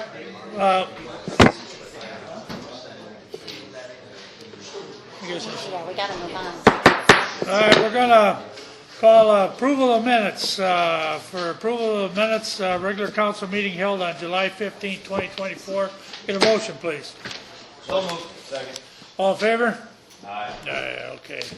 Report officers, finance claims paid between July 13th to August 2nd, 2024 for the amount of. $314,206.86. Motion? Motion. Second. Tracy, please. Commissioner Edelman? Yes. Commissioner Heatherington? Yes. Commissioner Morris? Yes. Commissioner Prentice? Yes. Mayor Yes, attorney report. Just real quick, this evening, Mayor, just wanted to update the council that we did move forward with the foreclosure of the property on Park Street last week. We did receive a sheriff's deed on that. So we're just working through the, having the property taxes waived. And once that's cleared up, then we'll be able to come back to the council and determine what you'd like to do with that property. It's the former. White Bear or Thank something. you. White Bear or what? Yes, and. Machinist Lodge. Yes. Machinist Lodge up there. It's been vacant now for what, 8 years? Quite some time. All of that? Well, it's, I don't know, the guy abandoned it or did something. But anyway, So the city is entitled to that property now. all right, thank you. Okay, report, city administrator report, staff quarterly report. Yep, I So- just got a couple quick things, Mayor, and then I'll hand it over to the chief All right. to provide the police quarterly report. The first thing is I just wanted to remind everyone that National Night Out is tomorrow, so please promote that, support that. Chief will talk a little bit more. Also wanted to let everyone know that the pre-bid opening or the pre-bid meeting for the Garden Hotel did take place last week. We had very strong interest. I think there were 17 different contractors, so that is moving swimmingly. We did open it up today from 9 until 11 to allow, because we required asbestos to be part of the overall contract, we didn't want to slow the process down by having it be two different bids. We did open it back up so that contractors could bring back their asbestos folks if they wanted to have them walk through the building. So that happened this morning between 9 and 11. It was enter at your own risk, they wear your own PPE, bring your own respirator, etc. But that is moving right along, and we'll have bid openings on Friday. So, if anybody is interested to see who becomes the top bid and who's going to get that project, it's going to be every bid of $2 million. So it is a big project and it matters, but we're prepared to go through that process. And then I also, just in Jeff's absence, Jeff is doing county fair this week, bringing all of his cattle today, but I wanted to let everyone know, if you didn't know, we did have an emergency sewer collapse on Forest Park. Nothing too critical, no one lost service, but absolutely without a doubt an emergency repair was in need. We're able to line some things up where I think that the same company who's coming in to do Hayes is going to be the same company who provides the emergency repair. So it will basically be adding on to the sewer repairs that were due for Hayes and probably adding on about the same amount of cost, between $500,000 and $600,000 for about 3 blocks on Hayes is about the same distance of the 2 blocks on Forest Park because they're much longer. So if you have questions about that emergency repair, I can do my best, or Jeff will be back next week and do it completely. But that is all that I have. Okay, thank you, chief. Okay, thank you. The structure is the same, but it looks a little different because our administrative records clerk added some graphs and charts. So it looks much better than it has in the past, but pretty much the same statistics. We don't have the bar graphs or anything. Recording in progress. Hold them. You don't have those? No, we don't. All right, just go on, we'll. Next time. We can listen. Kim could probably do that for you too. Yeah, I'm sure. So, to start off, we talk about the training. You know, we did less training in the last quarter, largely due to being, shorter staffed. We're in the same boat as we were last quarter. We're still down 5 people, but we're getting there. We have 2 in the academy that have only 3 more weeks to go. They're both doing really well. We're going to hire 1 more. We're at the end of that process, and that individual will start the academy early September. And then our other 2 are one's in the National Guard and one's on medical leave. So that's why we're still down 5 people, but we continue to work on it, and hopefully soon we'll get back up to where we need to be. So just keep that in mind. So training, department-wide, we did lineup compositions and protocols, crisis intervention and de-escalation, lawful personal seizures, and firearms qualifications. There were only 2 specialty trainings that we did in the department. Sergeant Maniel did lead lesson Alexis certification, and Officer Kurt did Black Armor's course. He's one of our firearms instructors. I'll get into the statistics a little bit. The calls for service in the last quarter and the second quarter, they're actually pretty similar to the last 3 quarters. We had 2,147 calls for service compared to 2005 last quarter. Traffic crashes always remain somewhat consistent, 31 compared to 27 last quarter and 33 prior year. City ordinance violations were down 25 compared to 48. We had criminal arrests 56 compared to 52 last quarter, and total traffic tickets we had 410 compared to 368 last quarter. So, they're still trying their best. Year to date, everything seems to be down, and that has a lot to do with staffing. Compared to last quarter, everything seems to be up. Most things are up because it was like the winter time, it's colder, things just slow down. So when summer hits, we pick up. So those are the statistics briefly. Can I just tell you, the new truck looks great? Catches a lot of people by surprise. Yeah, I was like, the first time I saw it, I was like, whoa, that's the new truck. Yes. Yeah, that's, We're happy with it. Yeah. For the miscellaneous events and updates, we currently have 17 compliant sex offenders in South Beloit. 1 is homeless, weekly registering. 2 are non-compliant, and we have warrants out for them. Did you say 17? 17. I thought maybe I heard you say 70. So. Oh, 17. 17. Sergeant Maniel and Officer West, they conducted their 3rd round of tobacco compliance checks. I'm happy to report that all businesses were in compliance this year. We do, for that 3rd round, we do that 3 times a year with in partnership with the health department. For asset forfeiture, we received $742 from a 2023 narcotics investigation in this last quarter. We seized a 2011 Chevy Tahoe that's still under investigation. But we were awarded a 2002 Buick Park Avenue and a 2009 Toyota Camry. 2 2022 cases in both of those vehicles are going to auction. So we continue to be proactive on the narcotics investigations, and we do what we can. We hired Hannah Elbert and Manuel Rocha. They're the ones that are in the police academy right now. They'll graduate South Valley Police Academy on August 22nd. And we're in the process of hiring 1 more, as I said earlier. He's really close. He's a local South Beloit kid. He hasn't completed the entire process yet. He takes the power test tomorrow and the psychological test on the 14th. If everything goes well, which I think it will, we'll plan on swearing him in on August 19th at that council meeting. I attended the Illinois Chiefs Association Conference in Tinley Park. Sergeant Sanders and Officer Ruska participated in the pre-prom mock crash at the high school along with the fire department.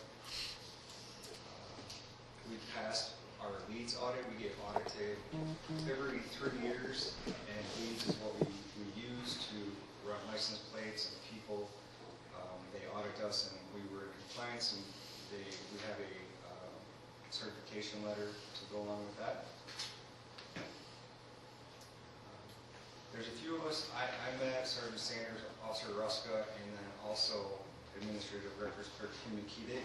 We were invited to Fair Oaks Nursing Home to talk about the day in the life. So it kind of worked out nice because we had a chief, a sergeant, an officer, and a records clerk there. And we met with the residents there for probably, I don't know, an hour. And it was just a good coffee and conversation. Talked about our department, talked about what we do. So they were appreciative, and it was just, just nice to get out there and talk about what we do every day. Officer Ramirez was recognized by the Beloit Optimist Club for their respect to law tribute.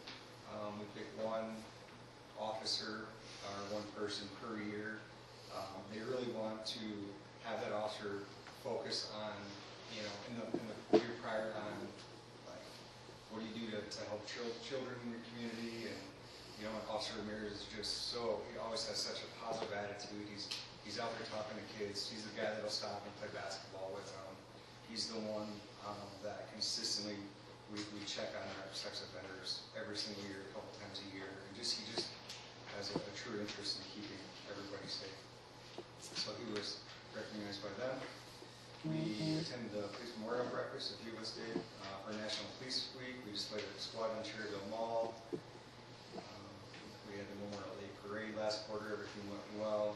Truly appreciate it. You know, it's just such a team effort for that parade, so I appreciate all the help. Sergeant Sanders and Officer West conducted ALICE training at the Boys and Girls Club with their staff. If you remember in my prior reports, that's our active shooter training. We continue to do that for the schools. When they ask the Boys and Girls Club or any private business, any business, we'll just go out there free of charge and talk about what to expect with our response and some options that others may have in the event of an active shooter. Kim McKee and Officer Ramirez participated in the law enforcement torch run for Special Olympics.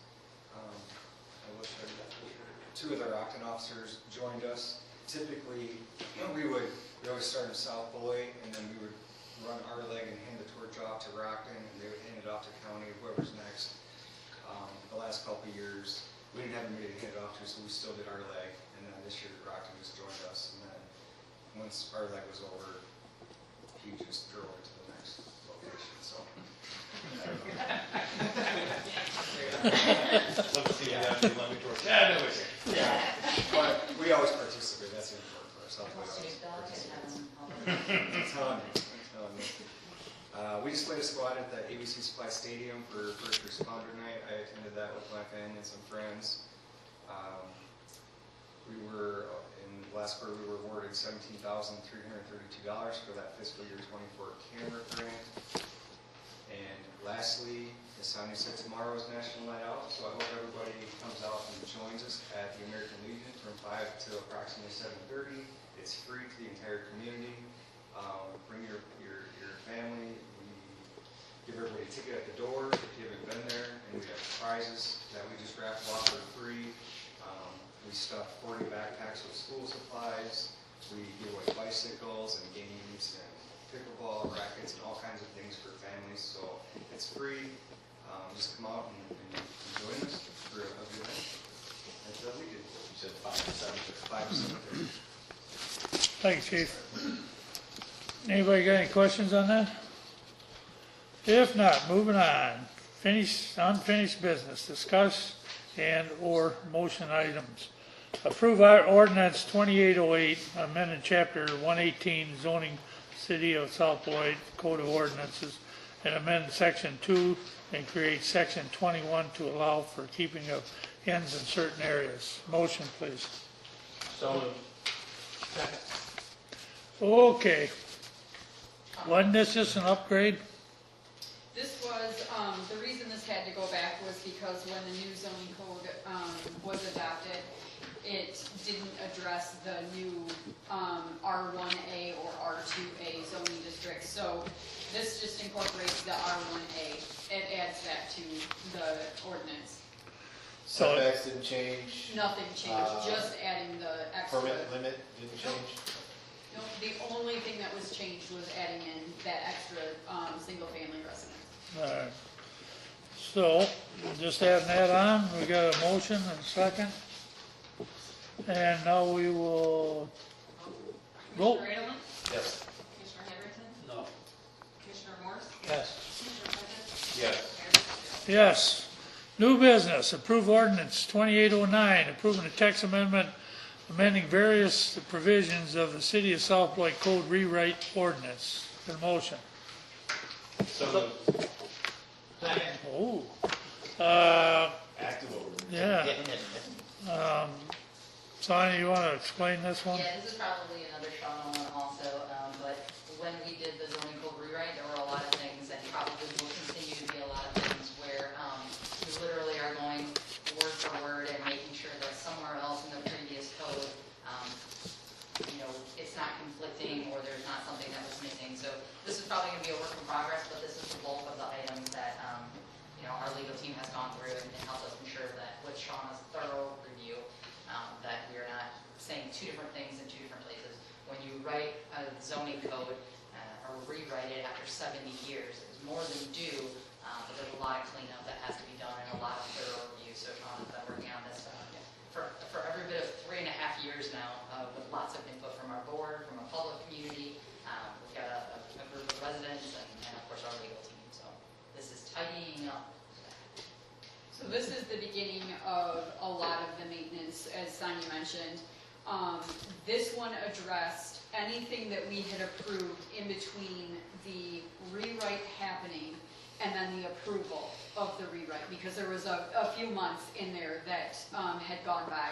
So business still happened. So these are the handful of things that were approved in between time, but we didn't have in the zoning districts addressed. So we needed to go back in and put those in, different things that had been applied for and were voted on and approved.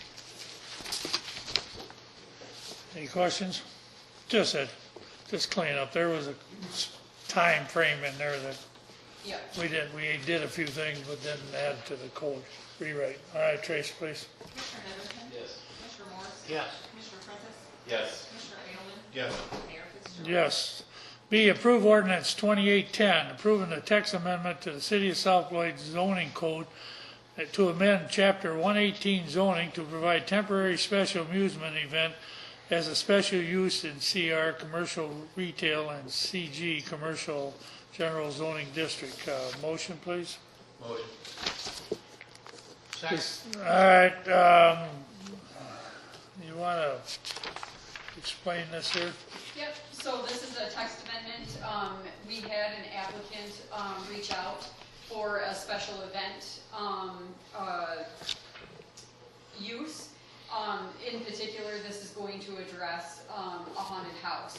So the ordinance did not allow for any such use, but there was a need to put that in there. So there was a text amendment done that would incorporate that in those zoning districts. So this is just the language that says that use would be allowed in commercial general or commercial retail zoning districts. So just adding the temporary special amusement event to that. Yep, that's the name of the next topic. section, correct. That's the name of the section. That way, if there are other amusement items that fit that bill, that's where they will be placed. All right, this is just the overall. Yep. Okay. Tracy, please. Commissioner Morris? Yes. Commissioner Prentice? Yes. Commissioner Aielman? Yes. Commissioner Heatherington? Yes. Mayor Fitzgerald? Yes. C, approve ordinance 2811, approving a special use permit in the CR Commercial Retail Zoning District to allow for haunted house use for the property located at 807 Progressive Lane, South Beloit, Illinois, Winnebago County, PIN number 0418102004. Motion, please. Motion. Second. All right. Now this is we've had major discussions on Yep. this. So this is to allow, this is specific to 807 Progressive. This is where the fitness zone is currently located. The fitness zone is not going anywhere. I don't want anybody to think that this is going to replace the fitness zone. It's not. So the applicants have applied to have a special use on the gymnasium side of the fitness zone building. This has gone through a multitude of growth through the entire thing, or conception through the entire permitting process. This is going to be a temporary, this is going to be a permanent use that will be open on a temporary basis. So it'll be open for a seasonal allowance of the Halloween season, but then also the applicants want the ability to open up for pop-up events throughout the year. So this was proposed to the ZBA. It went through the ZBA process. The ZBA voted in favor of this use. The difficult thing to remember with this is it is a permanent use, a permanent building for a temporary use. So when you think of, something only being open for a season and then periodic throughout the year, that fits the bill of in your mind as a temporary use. However, it's still a permanent building and a it has to follow all of the same qualifications as a permanent use. So what the applicants have asked, the ZBA, we discussed this throughout the ZBA, and what the applicants are asking is that they be allowed to have temporary bathrooms, either porta potties or, I think they actually landed on porta trailers. And I believe they're here. They're here so they can answer some of your questions as well. They have asked to be able to do that. The problem with that is whenever you have a permanent use, you have to follow the guidelines of a permanent use. We've worked with the building department throughout this entire process because with it being a haunted house, there are extenuating circumstances for safety that come with any kind of haunted house. Due to the liability and death rates that have happened in haunted houses, the requirements are astronomical. So they've had to jump through those hoops, and there's still things that they're going to need to do prior to being able to open to get their permitting and stuff like that. The ask is that they be allowed to have the temporary bathrooms. The issue with that is that, again, this is a permanent thing. It's not a temporary or an event. The second is, with the Winnebago County Building Department, because this is not classified as only seasonal, where it would set up, and I'm speaking more like a fair, where it's going to set up and be taken down, they don't allow for temporary bathrooms. They have to be inside the building. They have to be permanent bathrooms affixed inside the building. So they don't allow, even if we were to say yes, that it's okay, they will say absolutely not, that it has to be a seasonal use and it's part of a special conditions.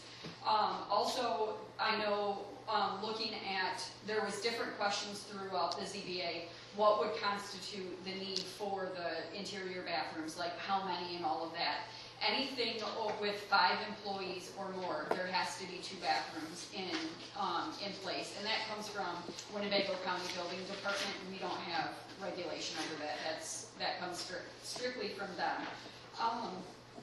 And I think I addressed everything else. The ZBA did approve this as written in the report, which is approval, but it does have the bathroom stipulated in there. But the applicants did ask that that the temporary bathrooms be addressed. Yes. So the main thing here is that the bathrooms are only going to be for our first time doing it, and then we're going to install the bathrooms. So we just want a chance if we can get just the trailer porta potty just for that first 2 months of the Halloween, so we can get the revenue to do the bathrooms for next year. So it's just for those 2 months, the bathrooms. It's not because we want porta potties all the time. No. We just want those 2 months so we can build the bathrooms for our next season. Yeah, I thought a lot about that, and being that would qualify it as temporary, even though, I mean, because if you're not going to just use it 2 months. Which, and then I got thinking about over in, when I went to get my driver's license over in Belvedere, I walked in the driver's license place. I drank a lot of coffee, so I had to go to the bathroom. So I went, and right between a bar, it's called Wild Cherries Bar, and the license plate place is a bathroom.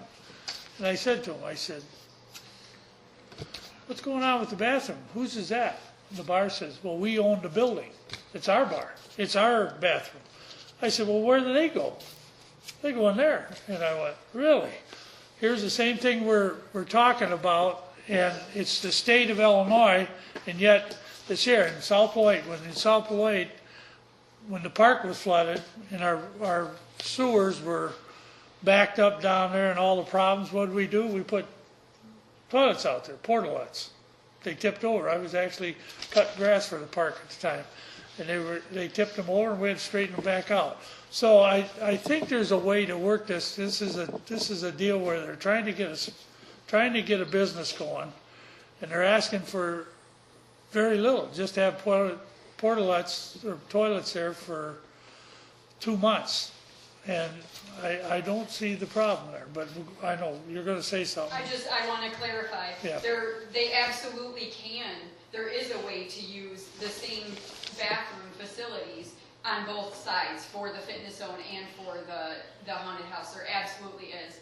They may have to increase the number of bathrooms depending on the employees and the square footage and all of that stuff, and I don't have those calculations because I don't work for the building department. However, in order to be able to do that, again, with the regulations of the haunted house, being the fire marshal regulates that stuff.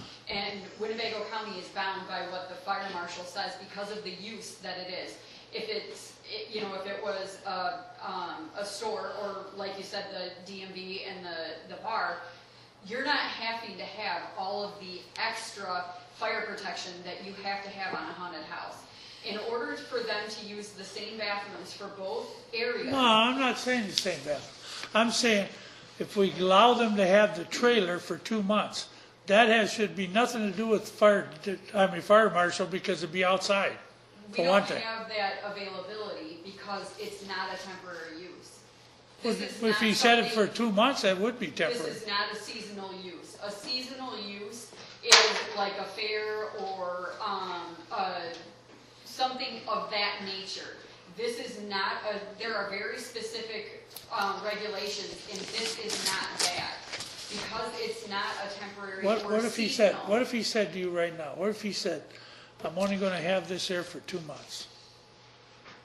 And then had the bathrooms there, and then come back and said, now we're gonna make it permanent. I mean, I'm just saying, I'm trying to get people that, if they want a business here, and we want to work with them in a way that, I don't see any problem with the 2 month thing. I think what we're getting away from is that this isn't our regulation. This is Winnebago County Building Department's. They're the ones that are saying that it's not a seasonal use. That once it becomes a permanent use in a permanent structure, it no longer fits a seasonal, and they won't allow it. Nothing's They will not permit it. And Mayor, I want to add too that Shauna has probably, not even zoning official or legal, Shauna probably has 40 hours in review. This is not Shauna trying to find a way to not allow Jesse and, I know it. and the Koopman family to She's pull just this going off. by the rules. She's doing her part. It's not up to her. I'm not It's our saying city that. ordinance. I'm not blaming Shauna, and I don't. You know I don't blame you.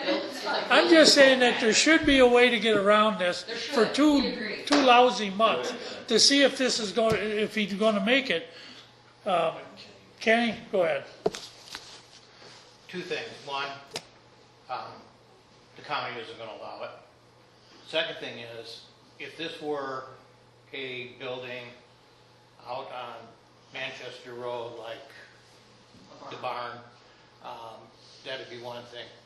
But where the fitness zone is, to put outside bathrooms in that commercial area, I don't think that's fair to the other businesses that are around there. It's their trailers, and I don't know if you've seen Well, the trailers. it's You still wouldn't outside. even know it's a bathroom in there. But Okay. Let me jump in. So, did you find out about, I don't remember when you and I spoke hearing about Winnebago County. I just found that out today. Okay. I've called to clarify what I thought Steve had told me, and I wanted to get the actual regulations, and that's when I was told about all of this. Okay, so Mayor, I had a discussion with Shauna last week on this, and I was going down the path that you were going, is how can we come up with a compromise that allows, to try a new business to try and get something. And my initial thoughts, but again, this is before I'm finding out about the county, was what if the city had a 2-week permit that could be renewed, similar to like a fair or amusement, I guess is what we're calling it in the code, but something that could be, used in this instance to be able to get them through their first year. I said a month, not 2 months. I said October 1st to November 1st. I said, but if, they could get like a 2-week permit that we could renew to allow them, and we put right in the agreement that, it's basically, this is a 1-year only thing. Don't come to us in August and ask for this again. So I was trying to go down that path, and I thought I had a solution, until I just found out about Winnebago County. So I thought I had the solution for this, but it sounds like Winnebago County is gonna axe it no matter what we do. Yeah. So it doesn't matter what. What? Well, that's what I'm trying to figure out, because I thought I had come up with a solution when her and I talked last week, so let's go, Jesse. I spoke to Steve, so there's been a lot of miscommunication from Steve and Shauna here. Last time I got told that I wasn't allowed to use those bathrooms. For no reason at all, I can't do that. And now the story changed that I can use the bathrooms, but there needs to be modifications. When I spoke to Steve, he said, are they gonna allow me, like Shauna, allow me to do the porta potties? And I'm like, no, they want me to do bathrooms. And he said, okay, so yeah, you're gonna have to install bathrooms. So he was okay with the trailer or the porta potties outside when I spoke to him. So there's something that's not connecting, because I'm talking to him and then I talk to here, and it seems like there's something that's not matching. When the plans change, it makes it hard. So Jesse and Valerie, do you guys, if this were to get laid over, does that put you in a pinch? Yes. If this happened? Immediately, yes. Okay, yep, all right. What? It would put them in a pinch if we tried to lay over. Because they're trying to get this opened They up wanna for get the it done. Halloween season, and we're in August. So, like I said, I thought I had the solution, but again, this thing with Winnebago County. If the county is gonna axe it, then that's one thing, but I like the idea of the 2-week, similar to an amusement. I said a fair, whatever you wanna call it. I said up to 2 weeks, I said that could be renewed, and we would put wording in the stipulation that it's for this year only. We had them in South Beloit Park for 4 years, but I mean, I think it's, if Steve he said to him about, well, you know, it's not a permanent, it's temporary. And the whole kicker is it's going in a permanent building. Well, If he yeah. had a tent next to his building, none of this would be a problem. Well, what's a barn out there? I mean, that's Well, Winnebago I know, County. but that's the issue, pretty much. My issue is That I don't know, because that's not. that's a barn. I don't know anything about the regulations out there. Well, I know. But that's Winnebago County, that's what I'm saying. They're the same one that's telling us that we can't put it in a building, but you can put it in a barn. You know, I mean, that's, to me, it doesn't make sense. I mean, I don't For know. the sake of time, Mayor, do we get the board's pulse and permit it, should Shauna be able to find the path that also the county? Yeah. That's what I'm thinking. All right, let's do that. And then we can give them the board's Yeah, support. and then we can find some word from Steve, and if we just say for the 2 months or whatever. Yeah. So how it needs to be voted on is the ZBA approved it as written, as the, Yeah, I know, we have to have a majority. So that would be with the bathrooms included. If that's going to be any different, you will have to have a Yeah, supermajority okay. vote to change what the ZBA recommended. All right, so we'd put it up for vote. If it's okay with, we change it, if Steve will let us change it, and we have a super majority vote, then it would just be okay, passed. And what are we changing it to? What's the time? I'm saying 2 months. Jesse, 2 months, yeah? Can you do less than 2 months? No, let's go. When are you guys hoping to open the wanted to- haunted house? Started like around September through October, but it kind of seems like it's already too late to do it. It seems To do September, you're saying? to do September. I don't know, it seems like really close, so I was thinking maybe starting next year, now that you said that. Well, I'm gonna have to do all this construction. Is it stuff. too late to start right now? If we pass this, If we pass it, there's a possibility, yeah, we can't do it if I just get everybody in my team together to make it happen. But as you understand, I'm still hopeful that it could happen, but it's really close to. well, we put the 2-month timeline on it anyway, so Yeah. if you don't get it done in 2 months, then we'll have to wait, you'll have to wait. Yeah, that's what I mean, so I'm gonna try, but if not, then it's not gonna happen this year, because I wanna put my back foot forward. Yeah. Right. Yeah, I wanna put my best foot forward, and it seems it's really close. All right.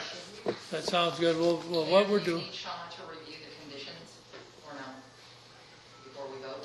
We just, if we're going to do the other bathroom, we just need to modify it, right? If you modify it, it has to go back to the. If you're making any changes, you'll have to. Yeah, because the ordinance would have to be changed. So what can we do tonight? Recording in progress. I think tiny house, who's that about? You try it.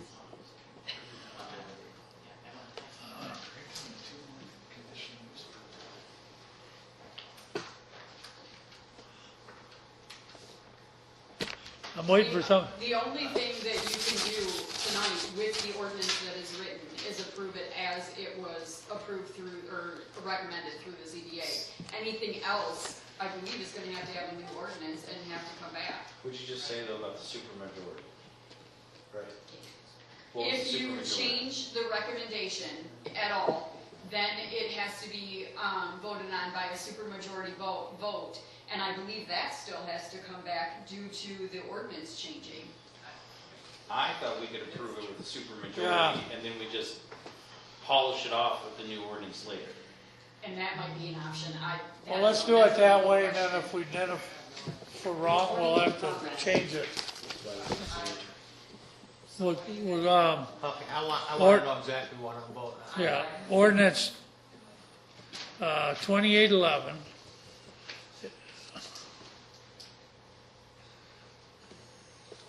I don't know if it's, with the change of that would be what, on there. I don't know. Are you voting to allow the exterior temporary bathrooms for a certain amount of time? Is 2 that what you're months. voting on? 2 months, yeah. Okay. But we would, but we gotta find out legal or not, you know, I mean, that's the main thing. I think, I don't know what we need to do to get it voted on, to get it done. I think we all kind of agree that we can work to try to get a compromise done from here. Jesse? So can we just, we'll do the bathrooms. We just need the approval. We'll do the bathrooms. It's not gonna happen this year. We just want to get approved. You wait, So we can move forward. We already put a plan in there where you have the drawing, we're gonna install one option of the bathroom, or there's gonna be another option closer to the current bathroom. We just wanna be approved already, so we can just start It's done. construction and testing stuff and stuff like that. The ordinance before this approved it, and that's approved to Yeah, have. we don't wanna have a holdup again. Yeah. We just wanna, So if we approve the ordinance the way it's written, with the bathrooms. that needs permanent bathrooms. Yeah. You understand that? Yes. All right, Okay. and the Okay. operations for this year? no, well, yeah, you can be operating this year if he's got bathrooms. Yeah, it's not gonna happen this If year. he- But it's up to him, I mean, that's not up to us. All right, let's go. Commissioner Prentice, Yes. Commissioner Adel, Yes. Commissioner Henry. Yes. Commissioner Morris. Yes? Mayor Fitzgerald. Yes.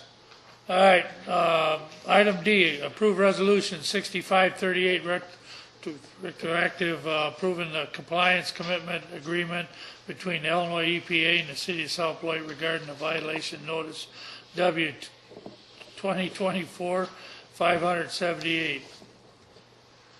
Motion. Motion. Second.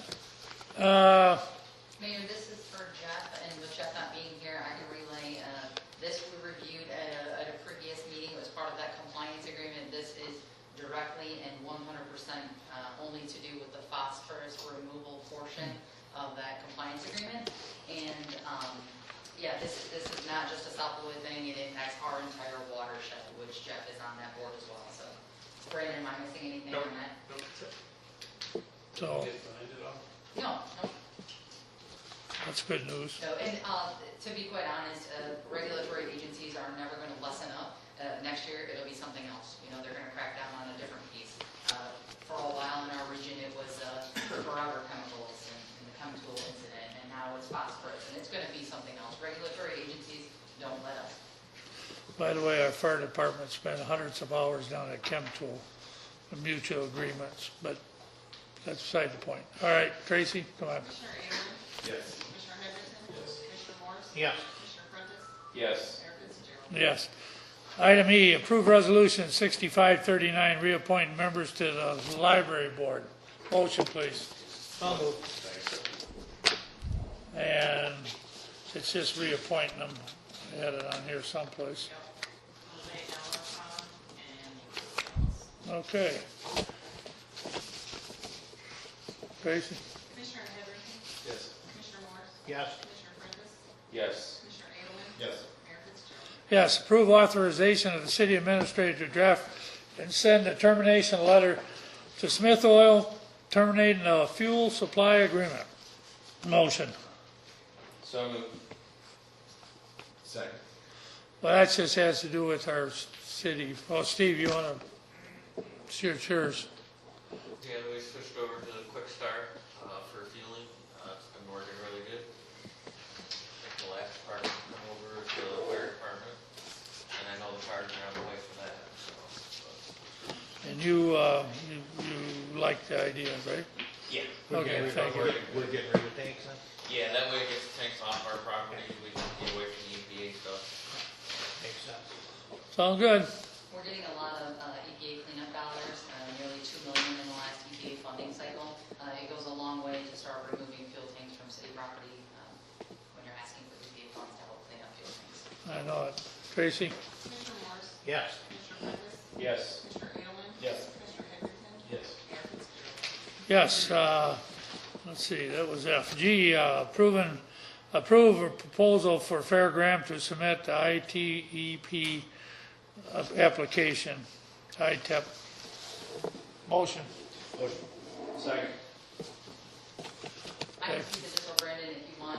We are super excited about this particular application. We've been preparing for it for a long time. With the movement in Dixon and us attending, the Region 2 office regularly to get Highway 2 moving, this gives us an opportunity to tap into some funding that could help us connect different mobility paths. But yeah, this one is going to be a joint effort. The county will be instrumental in providing effort and language into this grant application. And also, the county is currently redoing the bridge on Prairie Hill, and so they have adjusted that bridge to ensure that bridges are now built for 100 years, and if we ever decided that we wanted to try to get our schools connected from Riverview to the high school, one of the connecting pieces is to get that bridge widened to allow for a path. So we really are preparing for the future here. The last ISAP grant took us 12 years to get to the finish line. If this one happens, it will not take us 12 years to get to the finish line. And yeah, I'll just add on that really quick. So essentially, this is the Illinois Transportation Enhancement Program. It's a grant fund that awards up to $2 million. It's an 80% funding by the state, and then a 20% match by the local municipality, up to $2 million combined. But essentially, yeah, we're looking at developing a project estimate, a scope, and a phasing plan to go after all of the engineering funds, get all of the engineering, I guess, design costs funded, and then potentially even the first leg or first phase of construction covered under this application.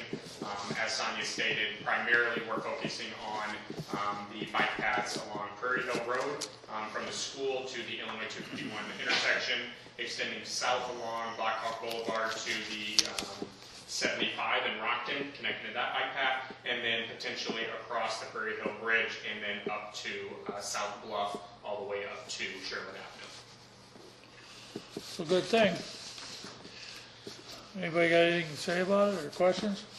Plus, we're really on a roll, so we want to keep asking for money while we got hot dice. Whatever you guys are doing. Yeah, we're doing. Keep it going. Every time we turn around, EPA sending us money. State grants are awesome. Actually, the reason for that is because we got somebody that's working on this all the time.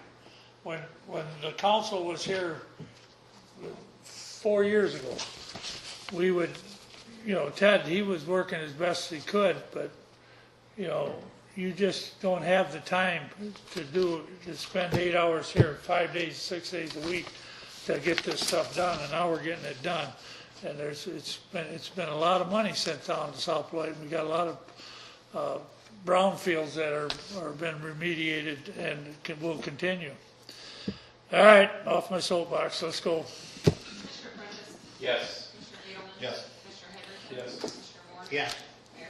Yes, approve request for $500 sponsorship to the Nature Confluence from the Parks and Rec Board. Motion, please.